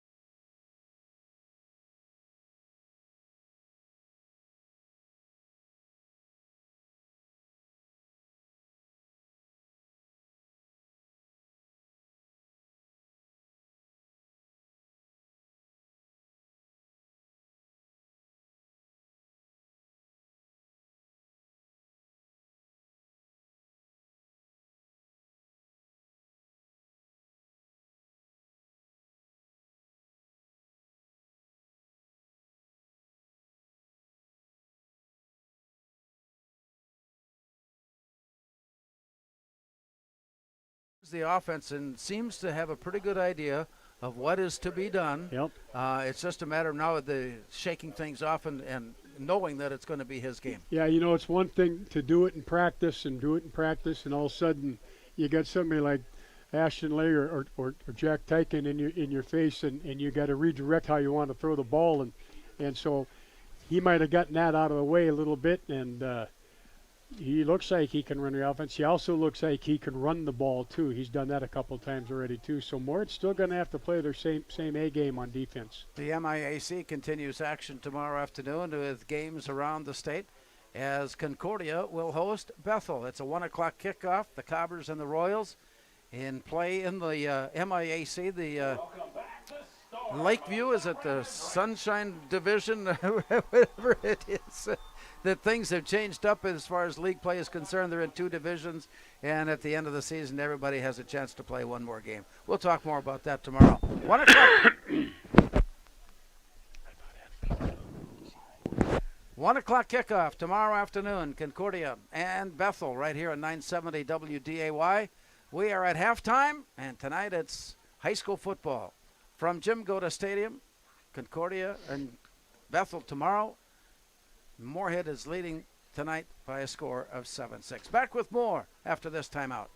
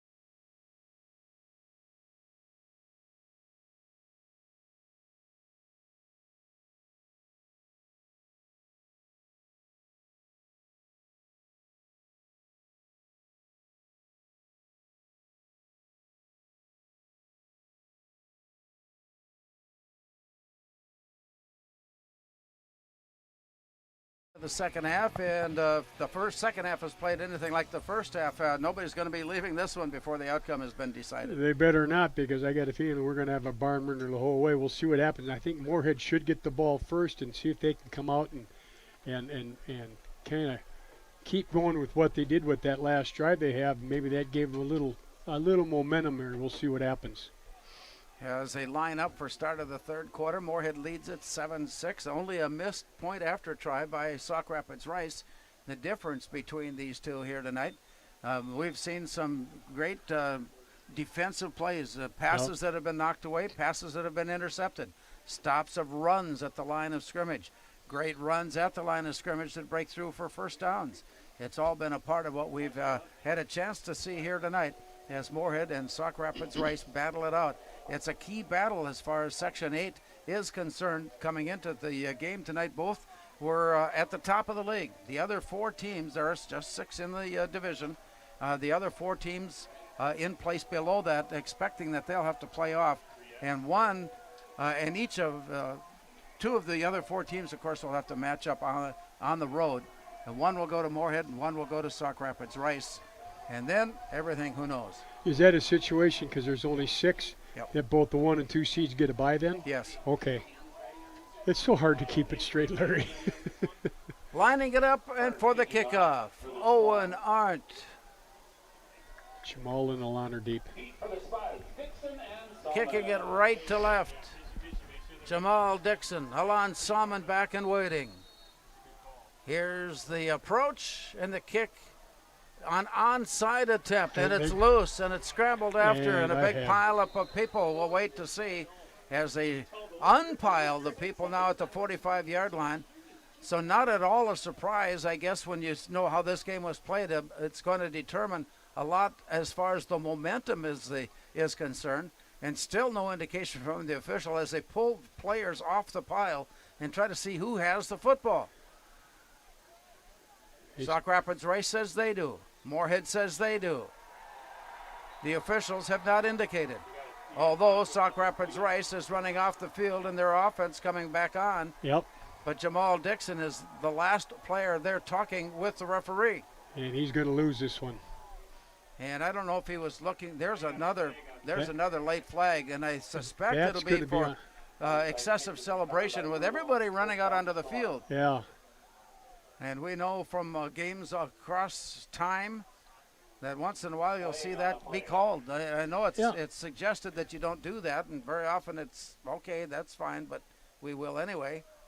This time, the flag came out, and it is against Sauk Rapids Rice, but quite frankly, they don't care. They get the football. Yeah, they don't care, but what they're calling is illegal participation. They had too many people on the field. Well, yeah, you get 14 guys out there. And and everybody's excited, and it's unfortunate they have to do that, but, with the Spuds, they'll take that 15-yard mark off. And I'll tell you, that ball on that kick, Moorhead wasn't expecting it. The young man that had the first opportunity was actually going backwards, came back, tried to pick it up, and I think about 4 or 5 people bounced off that before Sauk Rapids Rice finally fell on it. So that's not exactly how the Spuds want to start the second half, was it? As far as Sauk Rapids Rice is concerned, that makes it a good play. It was the unexpected that was completed. So it's first down. Hand off to the right side. A nice seam opened up. And a run, lowering the shoulder. Alex Harron worked his way up to the 45-yard line, and Alon Salmon making the stop. Turned into a 6-yard gain. And it'll be second down and 4 now for Sauk Rapids Rice. Sitting in that shotgun or pistol formation, just running power to Moorhead's left, and they actually went on a quick count that time and kind of caught Moorhead off guard, and Salmon had to come from his free safety spot to make that tackle. Wide receiver to the near side for Sauk Rapids Rice. Man in the slot. Wing back there as well. Back to pass and looking. Jack Klein wants to throw deep. This one is up for grabs, and it is just overthrown. He's had a couple of opportunities to hook up with Bryce Lund, and each time is just misfired. Just misfired. And that brings up third down for Sauk Rapids Rice. Yeah, he ran a little stutter and go. I just happened to be looking at him. He came up, ran like he was going to run something inside, and got going a lot, and Alon had to go turn all the way around to get it. And thankfully, that was overthrown a little bit, but Alon did catch back up. But it was a nice route. Third down at their own 45-yard line. Line to gain the 48. Motion, and so with that, 5-yard penalty. Sauk Rapids Rice will face third down and almost 8. The Storm for false start puts the ball inside the 40-yard line. Yeah, looked like they were going to set up the jet sweep, and they brought the receiver in motion. Then the back actually went in motion at the same time, and can only do that north of the border. Facing 3rd and 2. Spud defense will be a little bit more aggressive on this play, knowing that 8 yards is needed. Here's the snap back for Jack Klein. Hands off, first man in. And the run off to Alex Harron. And he works his way across the 45, getting back the penalty yardage, and that's about it. And so once again, Sauk Rapids Rice facing a 4th down. Yep, and again, just running the sweep to the right. They brought the guard. They got a back out in front of them that goes in motion, and it's a good call. And we're going to see a quick 4th down here, Larry. No punt here. Here's the run by the quarterback, who jumps over, is caught and dragged down, close. But I think he was over the yardage needed to pick up a first down as he hurdled the would-be tackler. Let's see if they get a right foot or left foot mark. Hey, they're going to have to measure that one. Oh, And they gave it is to him. first down. It is first down for Sauk Rapids Rice. Our vantage point indicated that his leap took him over, but when he came down behind. But the leap over gave him forward motion and a first down. Yeah, just quarterback draw. And Coach Feeney is trying to say that he was trying to get a timeout, and the official will not give it to him. He's still trying to get the timeout. Nearing midfield, trailing 7-6, Sauk Rapids Rice. Handoff to the right side, and from there, Haran works his way across to about the 49-yard line. Just a short gain of 2.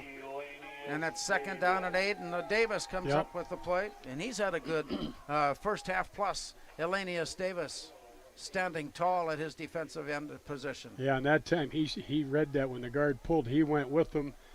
Whoever and Jamal Dixon's the corner on the side, he turned it inside, and when he followed it right down the line of scrimmage there, he made it tackle, and now we've got a Moorhead player down. Kevin Feeney was already striding out onto the field. And a Moorhead player has been lifted into a seated position, but not more than that. So waiting for training staff to come out. And we've already seen where the trainers have been a part of the outcome here tonight when Dominic Mathias, the Sauk Rapids Rice quarterback, went out in the first half and has not returned here in the second half. Now the Moorhead player being tended to. The fact that he's sitting up is in some ways a positive sign. Yep. But beyond that, of course, we don't know until he is able to stand and walk. Yeah, you can't tell. They're working on something on his upper body, and that's about all I can tell you. But I'm not even sure who it is. But he actually was kind of at the line of scrimmage. All of a sudden, he just sat down. On his feet and without help, being guided this side. Pats on the helmet, pats on the shoulder pads from his teammates. That's Maxwell.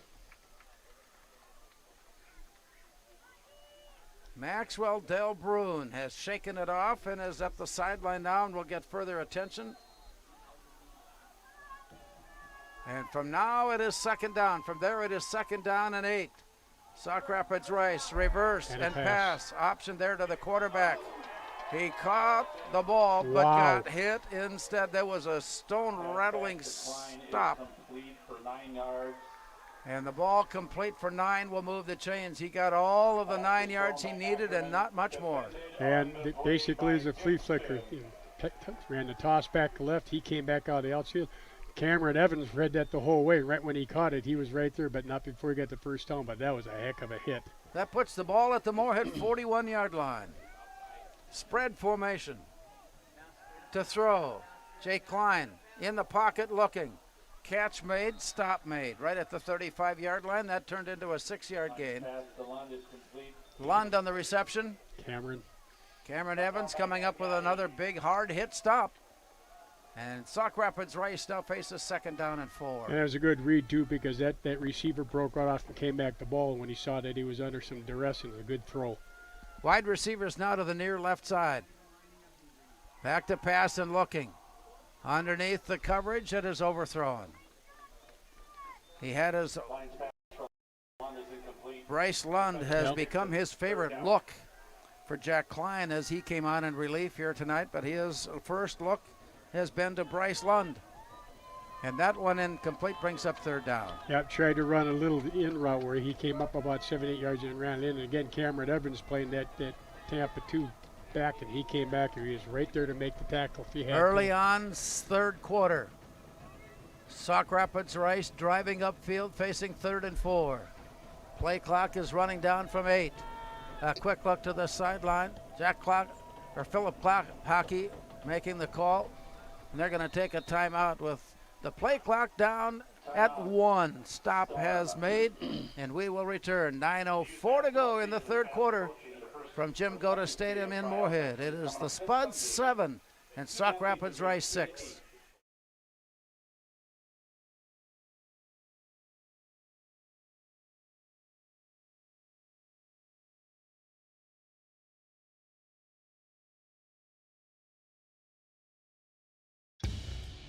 Boss DXT snowplows are tough to beat. Featuring dual trip tech, flared wings, and optional D-force for improved scraping and backdragging performance. Choose from 3 different sizes in steel, stainless steel, and poly. The Boss DXT is built to restore order. Your home for Boss snowplows is Bert's Truck Equipment on Highway 75 North in Moorhead.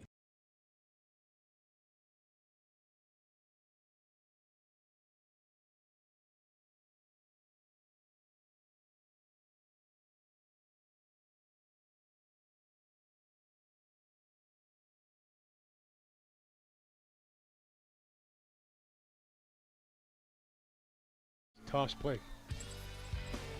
Coming out of the timeout, Sauk Rapids Rice goes to a toss play into the edge.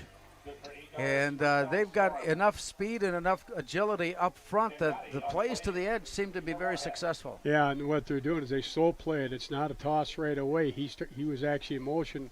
He looked downfield, then tossed it. Really messes up the defense a little bit, but they did a nice job of rallying up to stop it for unfortunately, it's the first down. So the drive continues for the Storm. Back to pass, Klein steps inside the protection, protects himself and throws, and ruled incomplete. And it was ruled incomplete by Jamal Dixon as he got his hands in there to knock it away from the intended receiver to bring up second down. A nice job, Jamal, too, because that receiver came on an under route all the way from the other side. He stayed with it because there was nobody else threatening him. And then when he got flushed out of the pocket, threw a low ball, and Jamal was right there, and nice coverage. Inside of 9 minutes to go. Sauk Rapids Rice has moved the ball upfield after recovering an onside attempt to start the half. Back to pass, Klein.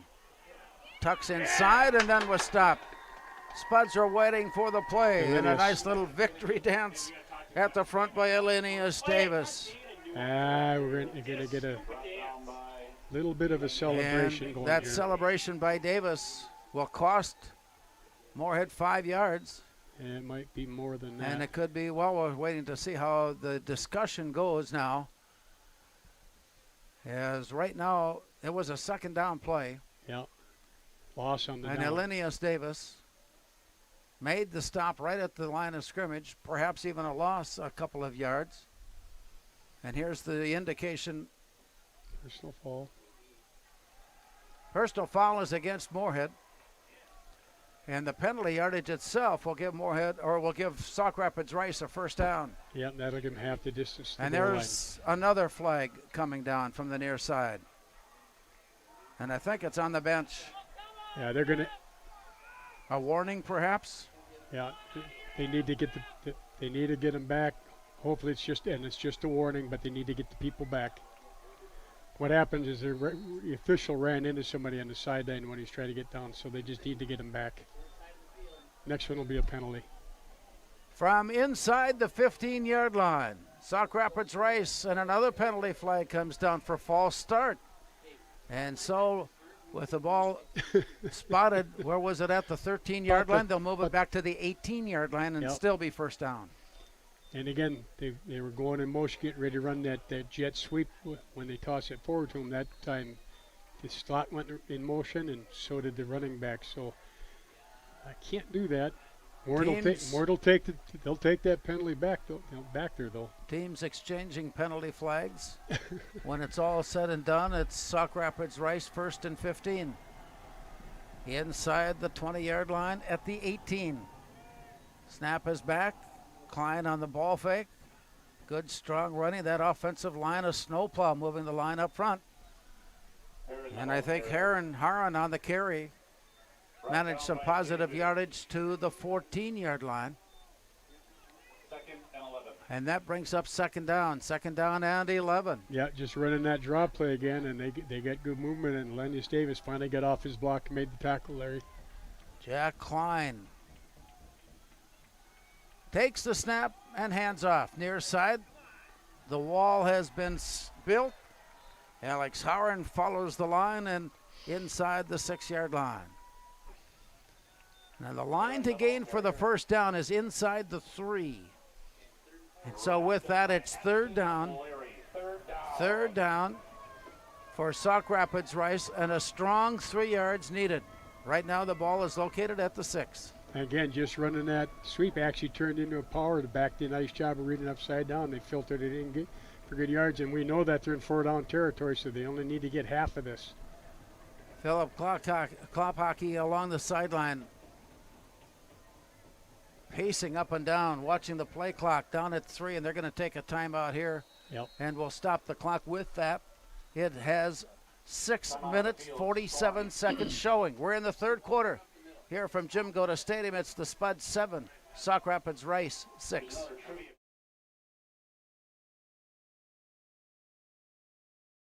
The Moorhead Legacy Education Foundation and Spud History were happy to offer services to 10 Moorhead High School class reunions this summer.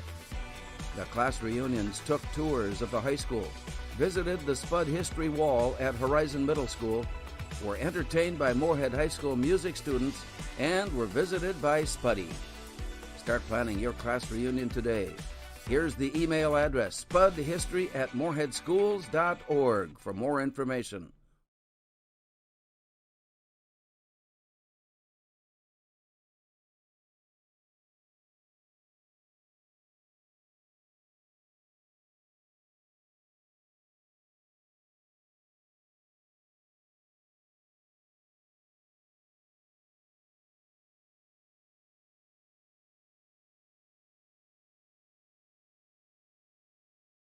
It's third down, Sauk Rapids Rice. 3 yards needed for a new set. Drive to the near side and a whistle with flags coming down, and the initial indication is false start. Yep. Against Sauk Rapids, so it will remain third down. But now they need 9 yards to keep the drive going as the ball is spotted back at the 13.5-yard line. That's frustrating for the coaching staff. Oh, you got to believe it. When you come out of a timeout and you have false start, you know, Heron went in motion, and then they were trying to run. They were going to run power back the other way with the quarterback, and the guard pulled out too early. With everybody reset, Sauk Rapids Rice again continuing their reset, sends a receiver Carter Lesh wide out to the far side, and joining him now Cole Ackerman. Back to pass and looking in to the near side. Tight end. And not quite in, but I think enough for the first down for the tight end, Jace Walrath.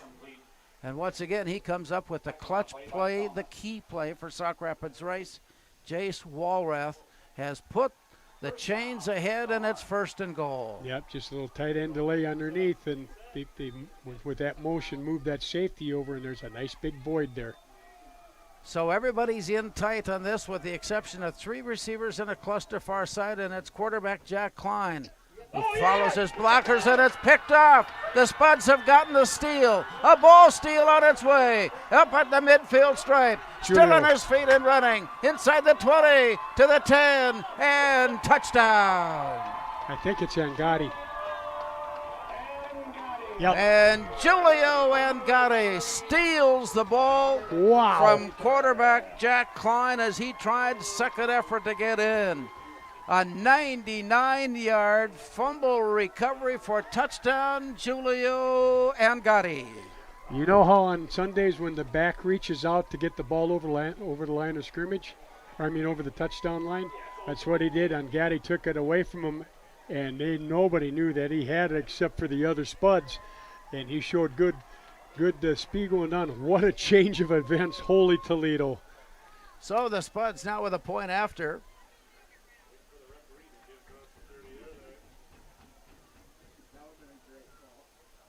Waiting to see as the officials were They were waiting for him. That was a long way for him to run when he's the back judge. Well, he didn't run. That was the deal. So with the point after try here, and the approach, and the kick is up, and the kick is good. And so that point after conversion by Ben Colburn. And we return to Jim Goda Stadium here in the third quarter of play. It's Moorhead 14, Sauk Rapids Rice 6.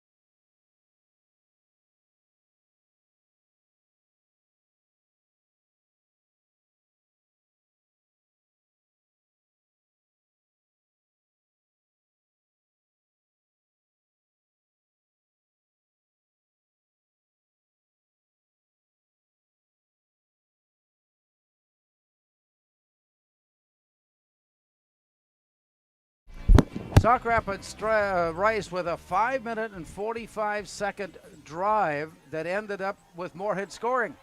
And now the Storm come back with a return across the 40 up to the 45-yard line. And as they tried to capitalize and regain the lead, Julio and Gotti just simply reached in and somehow find a handle on the football, wiggled it loose, wrestled it loose, and took off upfield. He had everybody unawares, and somebody really didn't know what he was doing running up that way. And then by the time everybody really realized he had the football, as far as Sauk Rapids Rice was concerned, it was too late. He was on his way into the end zone, and the Spuds have built up a 14-6 advantage. But now the defense back on the field. Spud offense has not been on the field here in the second half. Play to the far side. Nice run. Cole Ackerman on the reverse to the far side. Fumble. And another loose ball. Let's see if it is ruled a fumble. It is a fumble recovery, Moorhead. And things have turned sour. Oh, boy. And another penalty is down. As we'll wait to see what that comes all about. I've got a feeling it's going to be on their bench. Let's see if we can get the indication from the official. Now, this has turned into a referee's game here in the third quarter. Illegal substitution is the call. At least that's the indication we see from here. But they haven't pointed in which direction. And here it comes. Unsportsmanlike, I mean. Yeah, against their Sauk bench. Rapids. Their The bench. The bench was on the field. They used one of the 7 words you can't use on TV, I'm pretty sure, which is too bad. And so after the penalty has been marked off, it puts it inside the 40. Sauk Rapids Rice defending now on a short field at the 38-yard line. Spud's offense catching another break. Yep. And this is Moorhead's first offensive play in the third quarter. And yet Moorhead leads it 14-6. Get to start it with a sudden change, Larry. Wide receiver left, 2 receivers near right side. Gavin Quaid with the snap, the turn, the handoff, and a wide open hole opens up. Maybe 9, maybe 10 on the play. Ben. Herliska on the carry, and he hasn't been used extensively tonight. We've seen him in stretches in games, very productive. And a nice gain there, puts the ball inside the 30, which gives the Spuds second down and less than a yard to keep the drive moving upfield. Yep, nothing fancy, just gave it to him straight ahead. Play receiver to the left, 2 receivers near right side. Gavin Quaid taking the snap, turning and handing off. First down is gained and not much more. Boy, Sauk Rapids Rice defense was there to stand up tall and stop the play, but not before first down, I think, unless they're going to measure. They're taking a good long look, and from here it would appear that it is. Yes, it is. There's the indication. First down for the Spuds, marking it at the 28-yard line. And Jay Strollrath, whose name you've been calling on offense, he's playing the defensive end that time. He just came down as hard as he could, got a hold of Ben, and got a hold of him, but not after he got the first down. But he's all over the field offense. He's all over the field on defense, too, as well as their inside linebackers. Inside of 5 minutes to go in the third quarter. Moorhead trying to take advantage of another opportunity with receiver left and receiver right. The turn, and they're going to keep it on the ground here in the third quarter. And as they move it upfield again, Walrath comes in with a stop, and Ben Herliska puts the ball down at the 21-yard line. And that's an 8-yard pickup. Make that a 7-yard pickup to leave the Spuds with second down and 3. That was a little bit different formation. We haven't seen it from where they actually had Michael Hago was only about 2 yards outside tackle, or outside the tight end, and they all blocked down and ran power that way, and they picked up the yards. And here you got, he's got to go inside and get the linebacker, and I think he did. Out of the huddle, Alon Salmon wide out far left. Cameron's readjusting. Tyken now reloads. Left side. Turn. Handoff. Nice hole. On his way. Plowing his way to the 16-yard line. A little momentum change in the intensity of this game. With breaks going to the Spuds, they're taking advantage of it now. With that run, another first down. Again, they had that tight formation again. They ran it to the right, and again, and Gotti got inside. They blew both linebackers in the A-gaps. Moorhead blocked that down, and it was just a nice enough, again, of a gap there for Hrdliska to get the first down. So the drive continues. Moorhead leading at 14-6. 3:38 to go here in the third. Play back. Gavin Quaid looking left, throwing left, catch made. Fake right, run left into the end zone. Touchdown Alon Salmon. Salmon with the touchdown reception and run into the end zone for the score. And Moorhead has twice now been able to take advantage of the opportunities presented. Yep, absolutely, and it's a great way. It was a sudden change to capitalize on it, and all he did is ran a simple out route, caught the ball, turned back inside. The corner actually overran it, and he showed good speed getting in the end zone, and that's just a nice way to capitalize on a turnover like that. And that was a pretty darn good drive. You know, they got positive yards the whole way down, Larry. So for the point after try, the approach, and the kick is up, and the kick by Ben Colburn is good.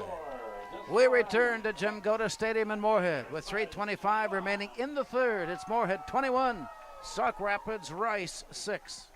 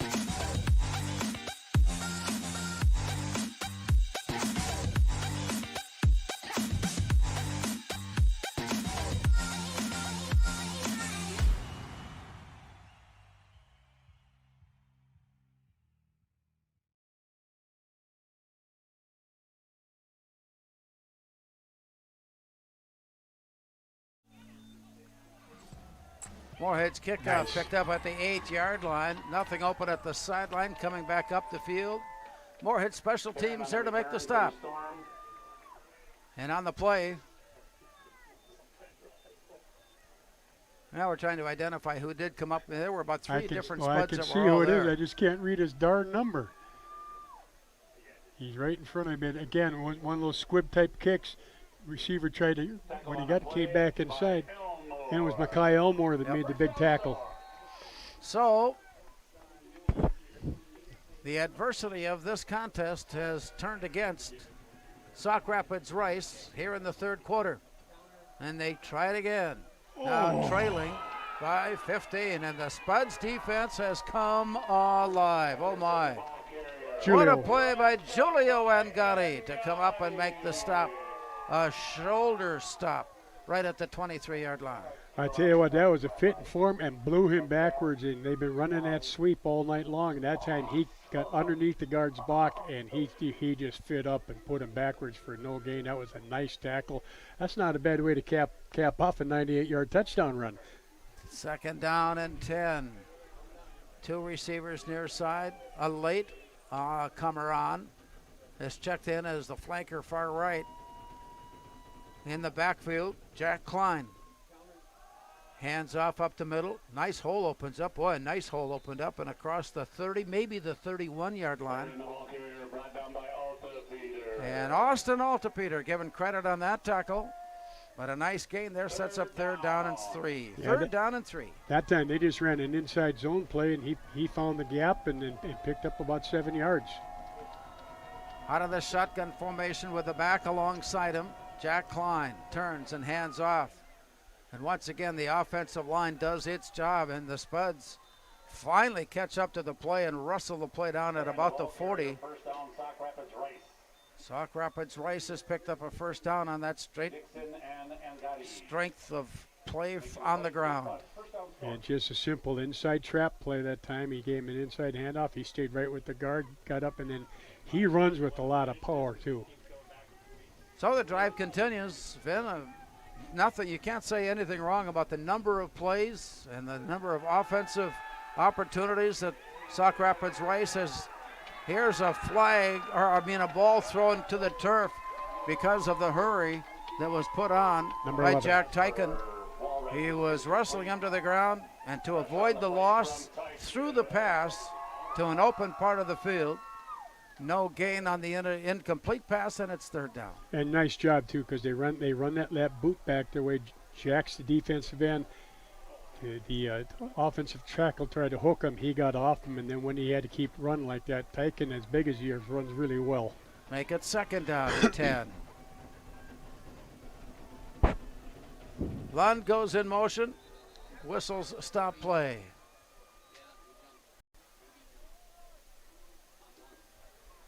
Oh, no, offside on Moorhead.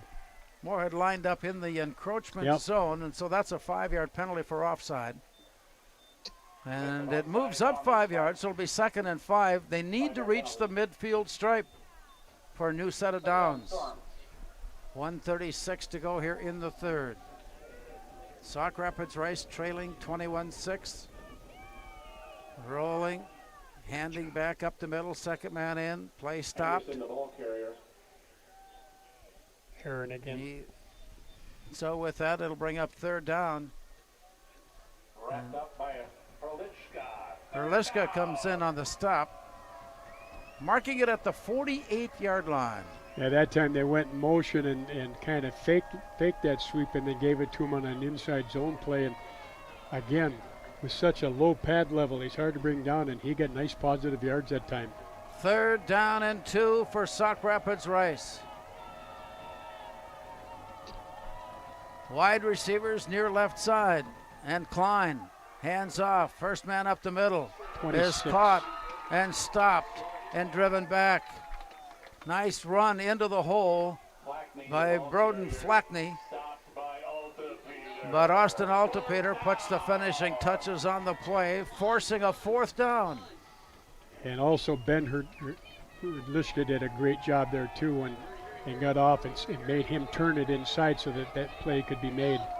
Well, there's the play, and a quarterback keeper. That offensive line has been, for the most part, really very good. Yes, they have. Really very good here tonight as Sauk Rapids Rice goes to their strength to pick up a first down. And the other thing they did there, Larry, is that they got up the line of scrimmage and they went on a quick count and kind of caught Moorhead off guard. And when you get with that kind of momentum, he's got nice forward movement and away you went. So the drive continues across midfield for Sauk Rapids Rice. This will be the final play of the third quarter. And they will not run this play to end the quarter. And we will switch ends of the field. And so the deciding quarter coming up. It's a long ways to go here at Jim Goda Stadium. After 3, it's Moorhead 21, Sauk Rapids Rice 6.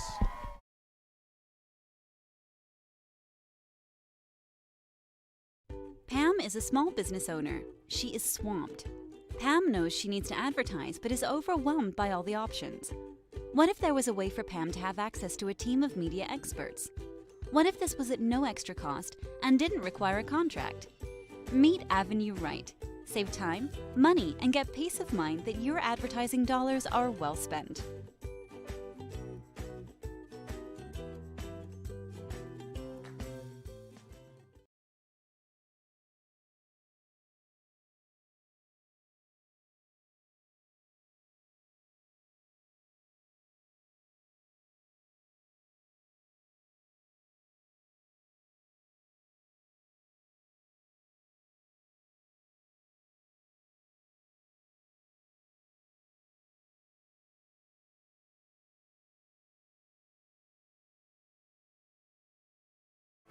Well, Moorhead put 2 scores on the board in the third quarter thanks to turnovers. A steal of the football at the 1-yard line by Giulio Angati, resulting in a 99-yard scamper. And then Alon Salmon capped off a fumble recovery possession. Nice. And here comes the run to the near side by Sauk Rapids Rice as we start the fourth quarter. Alex Haran on the carry, working it to the near sideline, but a penalty flag has been dropped down.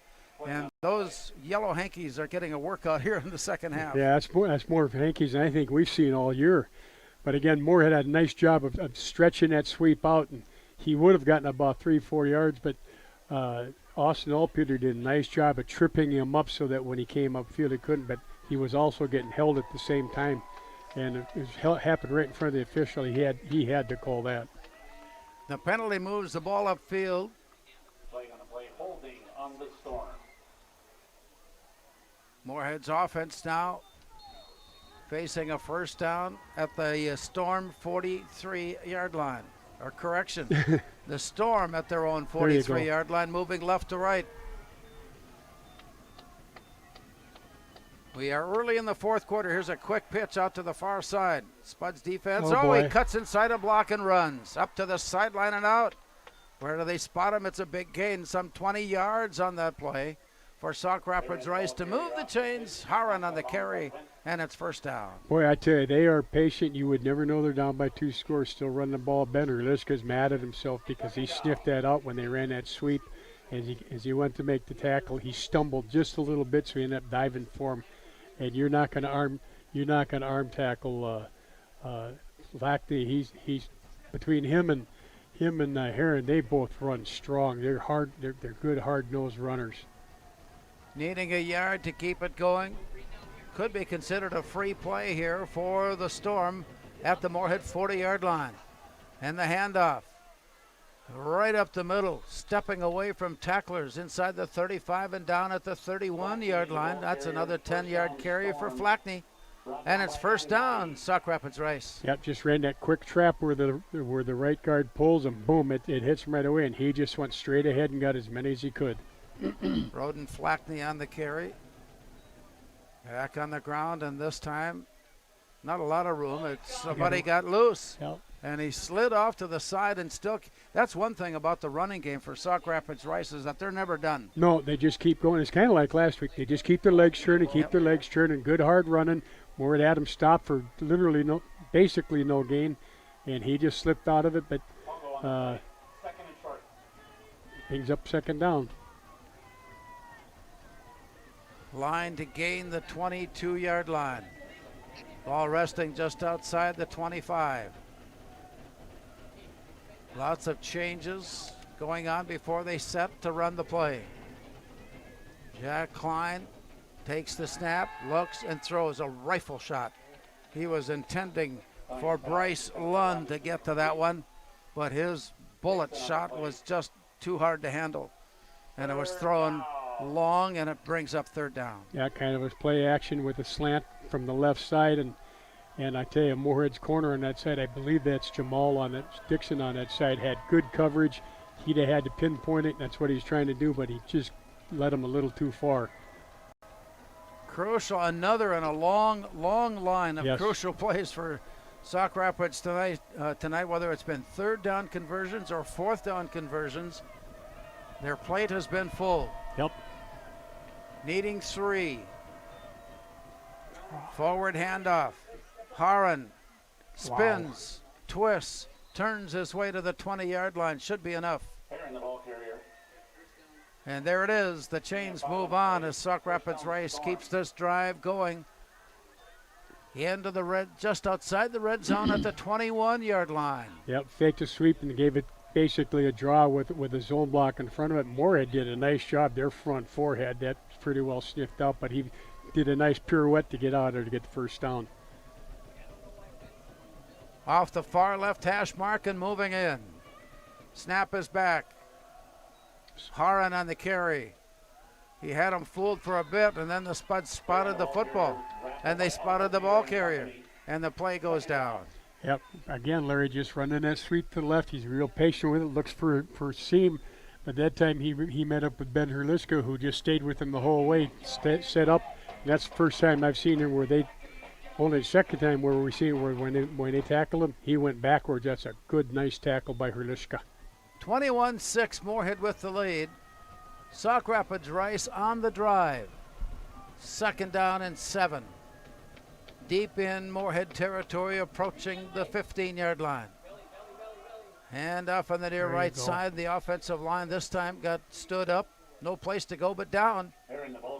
Haran on the carry once again as Alon Salmon comes off the top of the pile for the stop to bring up third down. Yep, tried to run that inside zone play again, and that time, they so play it. Now, Alon's playing safety.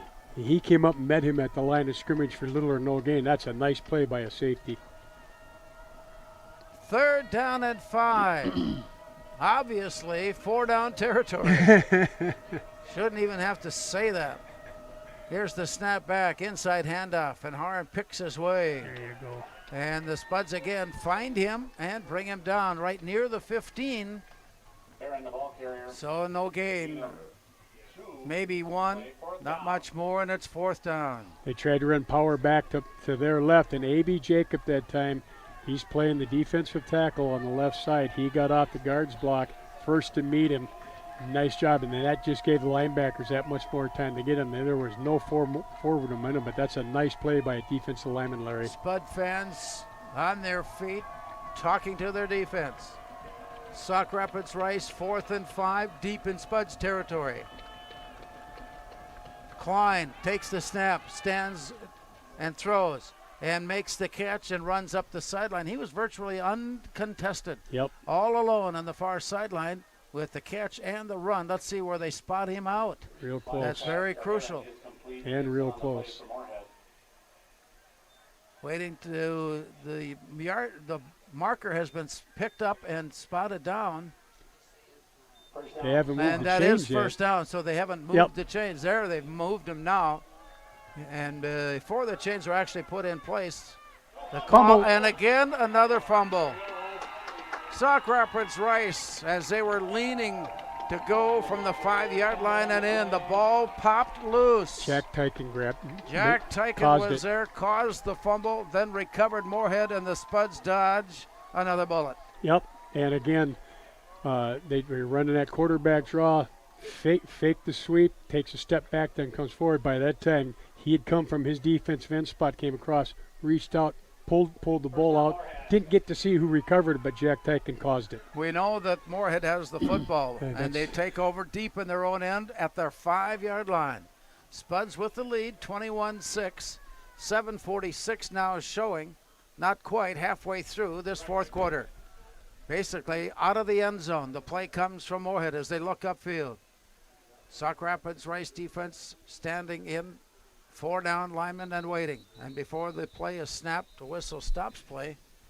I think a timeout was asked for by Kevin. Kevin Feeney is strolling out onto the field to talk to his players here. And so with 7:46 to go here in the 4th quarter, it's Moorhead 21, Sauk Rapids Rice 6.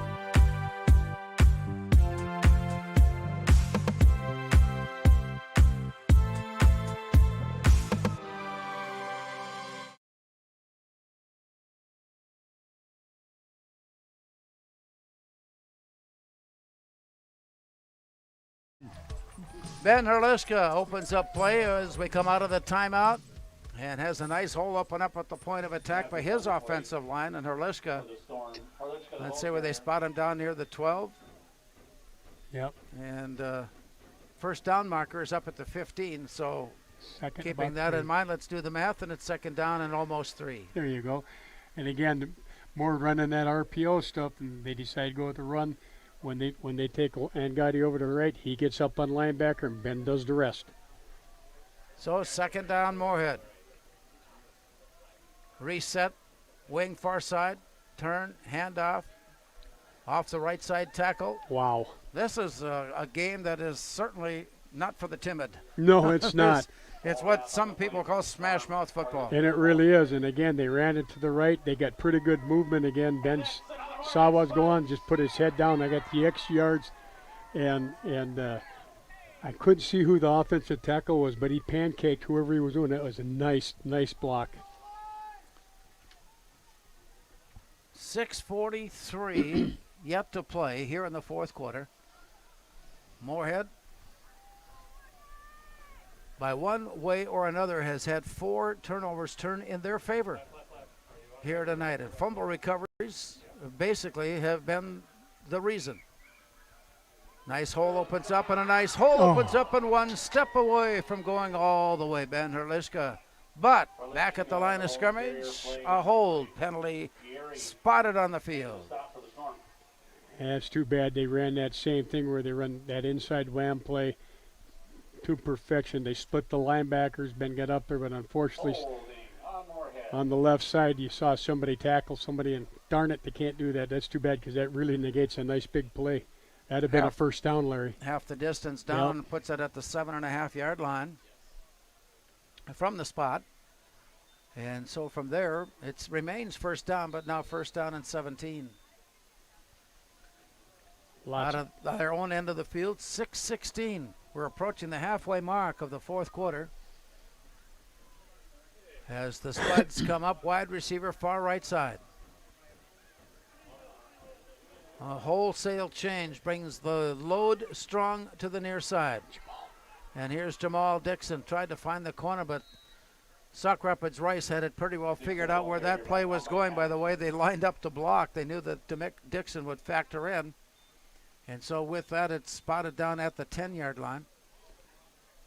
Yeah, they tried to barely got back to the line of scrimmage. Yep, tried to run the sweep to the right, and a nice job there. Both inside linebackers read that really well, and Walrath was the first one to cause the disruption, but then both their safeties were able to get in and disrupt that too, and basically they got a no gain, maybe a yard. Second down and still 15 yards needed. Line to gain the 25-yard line. Spuds deep in their own end of the field, but leading 21-6. Here's the snap back, and it's high in the air, and that goes into the end zone. A scramble for it there. A scramble for it there, waiting to see. It's touchdown, Sauk Rapids Rice. Over the end, over the top, and into the end zone. A scramble for it there, and now the turn of events goes in favor of Sauk Rapids Rice. They've had so many bad bounces in the course of tonight's game. This one turns in their favor. Yeah, they got a good bounce that time, and that's, I tell you what, we have not seen very many bad snaps when they've been in the shotgun this year. And that time, it surprised him a little bit, and it went off his hands. He went to go jump on it, and as football do, bounced away from him. There was about 3 Sauk Rapids people there to jump on it, and Gavin had no chance on that one. And that puts a whole different slant on what we will see from now on. Absolutely. It has become a one-score game, and at some point, Sauk Rapids Rice will have to go for 2, and this is the first time. Here's a quick pitch out, and as he got to the 1-yard line and leaned in, they're going to rule him down. That was Walrath. And so Walrath off that far side, waiting to see yet. Here, all the players are still looking on to see.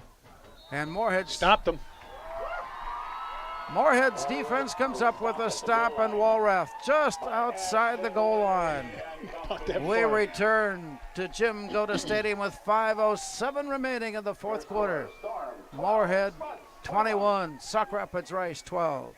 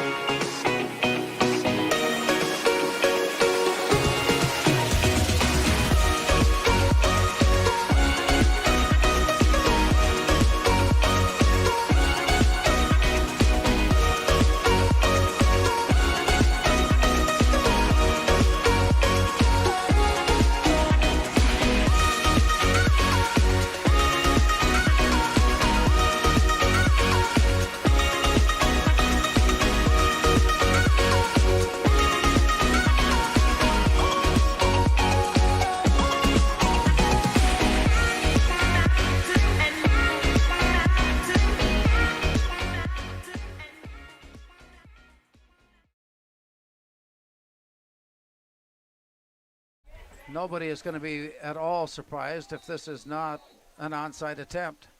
Here's the approach and the nub, and it goes the 10 yards just. The Spuds had a true bounce come right into the midsection, of their hands team up at the 50-yard line. And as they unpile, still waiting to see just which way this is going to go, but it appeared that the Spuds were able to collect, and they do get the football. Well, the consequences of missing that 2-point conversion is it's still a two-possession game. Yep, two-score game. Absolutely. Now Moorhead with good field position here, and I believe Sauk Rapids only has one timeout left. If they can get 2 first downs, they could they can run this thing out, but they got to make sure they hang on to the ball. Who knows how this is being played. 5 minutes remaining. 5 minutes and 5 seconds. Moorhead with possession now, leading at 21-12. 2 receivers far right side. Spuds in here in the second half have been content. He won't go down. Nope. That's I've seen this is like watching the rodeo. Yeah, it's Walrath on Herlishka. He was spinning him around. He was twisting him around.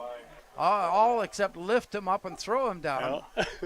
It goes as a loss of some 7 yards, and it's second down and 17. Yeah, he read that pretty good and came up from his linebacker spot, and he's doing anything he can to get the ball out there is what happened there, but he was throwing him around like a rag doll. Holy mackerel. So the key words at the sideline from Moorhead is hang on to the football. Yeah, hang on to the football, and that's a 9-yard loss. Just the other side on the other way on the other side is knock that football loose. It's second down. Spuds on the ground. And again, tell you what, Jace Walrath, if he isn't intending to play somewhere other than Sauk Rapids Rice next year, I'd be very, very surprised. Yep. Play will continue after this Sauk Rapids Rice timeout. 4:06 to go here in the fourth quarter. Moorhead 21, Sauk Rapids Rice 12.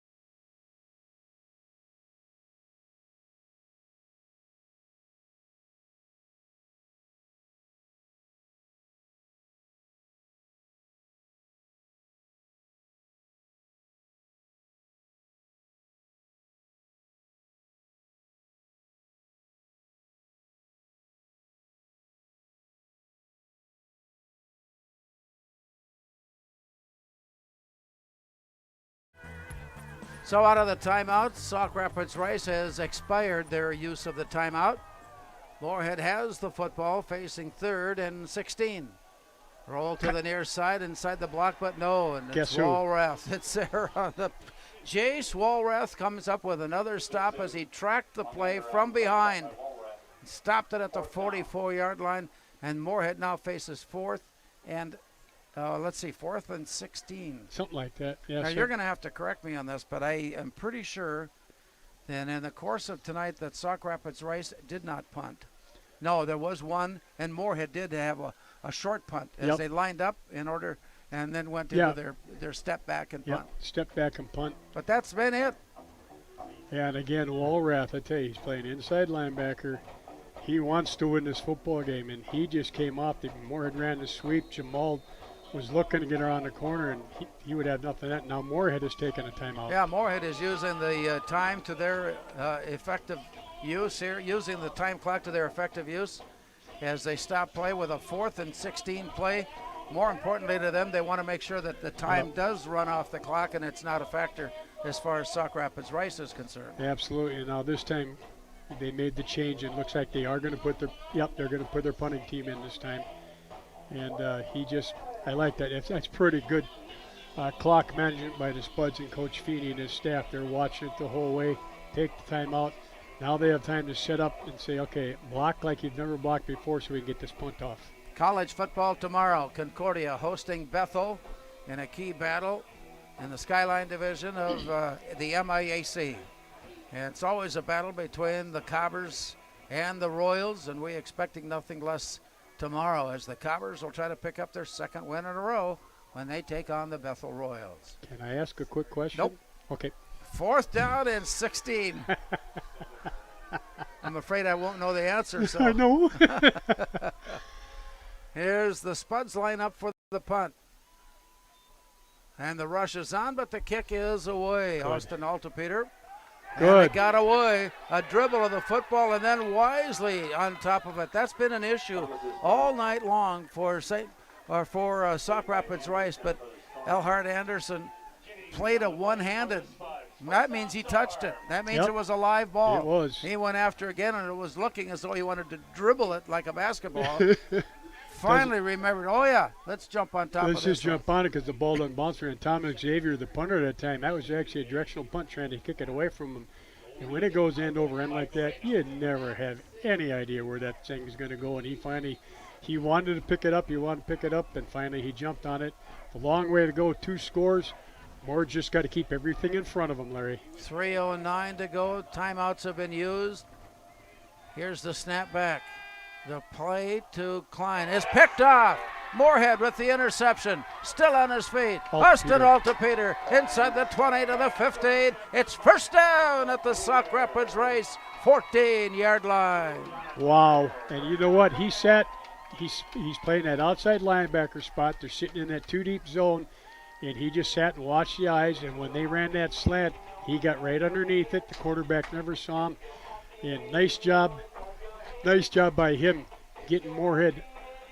That's a turnaround game. That's a turnaround play. Turnaround play, great sudden change. And they don't need to score here. They just need to keep running time off the clock. And if they want to score, that's fine. But just keep moving the ball forward. First down, Moorhead at the Sauk Rapids Rice 14-yard line. Moorhead leading it 21-12, 3:01 to go. The turn and the handoff. And the play goes down at about the 12-yard line. Time-consuming play, gaining just a couple of yards. Beery on the stop, and he's had a busy night for Sauk Rapids Rice at that one linebacking position. Yep. But I can't say enough things about Jace Walrath for the play that he's had. He is on both sides of the line. Yeah, absolutely. And like I said, their inside linebacking core is everything that they showed on film. 2nd down and 9. Moorhead driving in, 2:25 to go.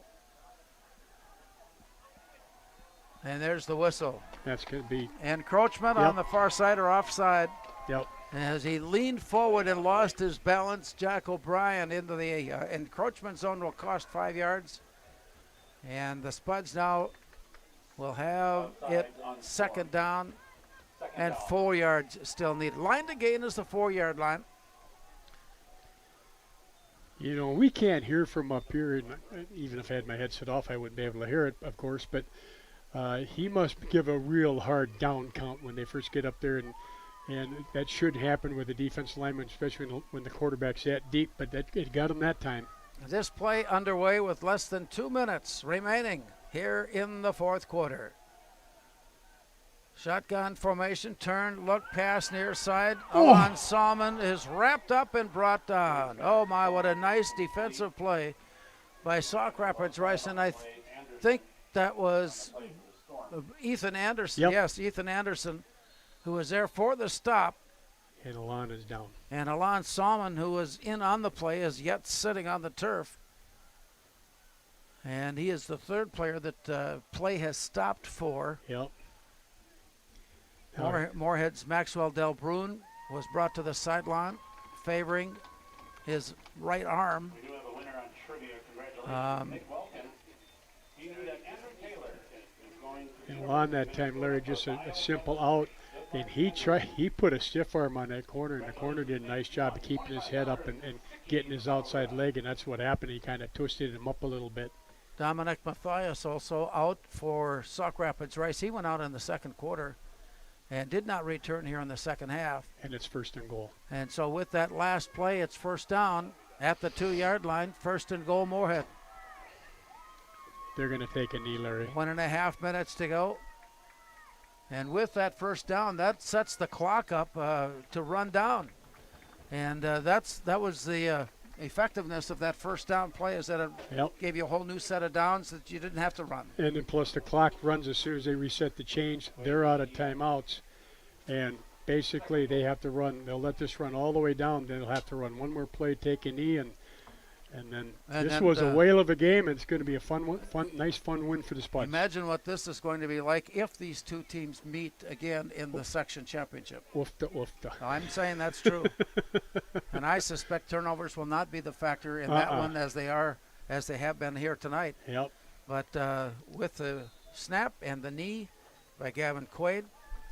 And they're going to run one more. They have to run one more play. 40 seconds on the game clock, 38 seconds on the play clock, and the Spuds withhold. Sauk Rapids Rice scored first tonight to lead 6-0. And as the touchdown came in a quickly played first half, the Spuds then took the lead on the very last play of the second quarter and went into the locker room to lead it at 7-6.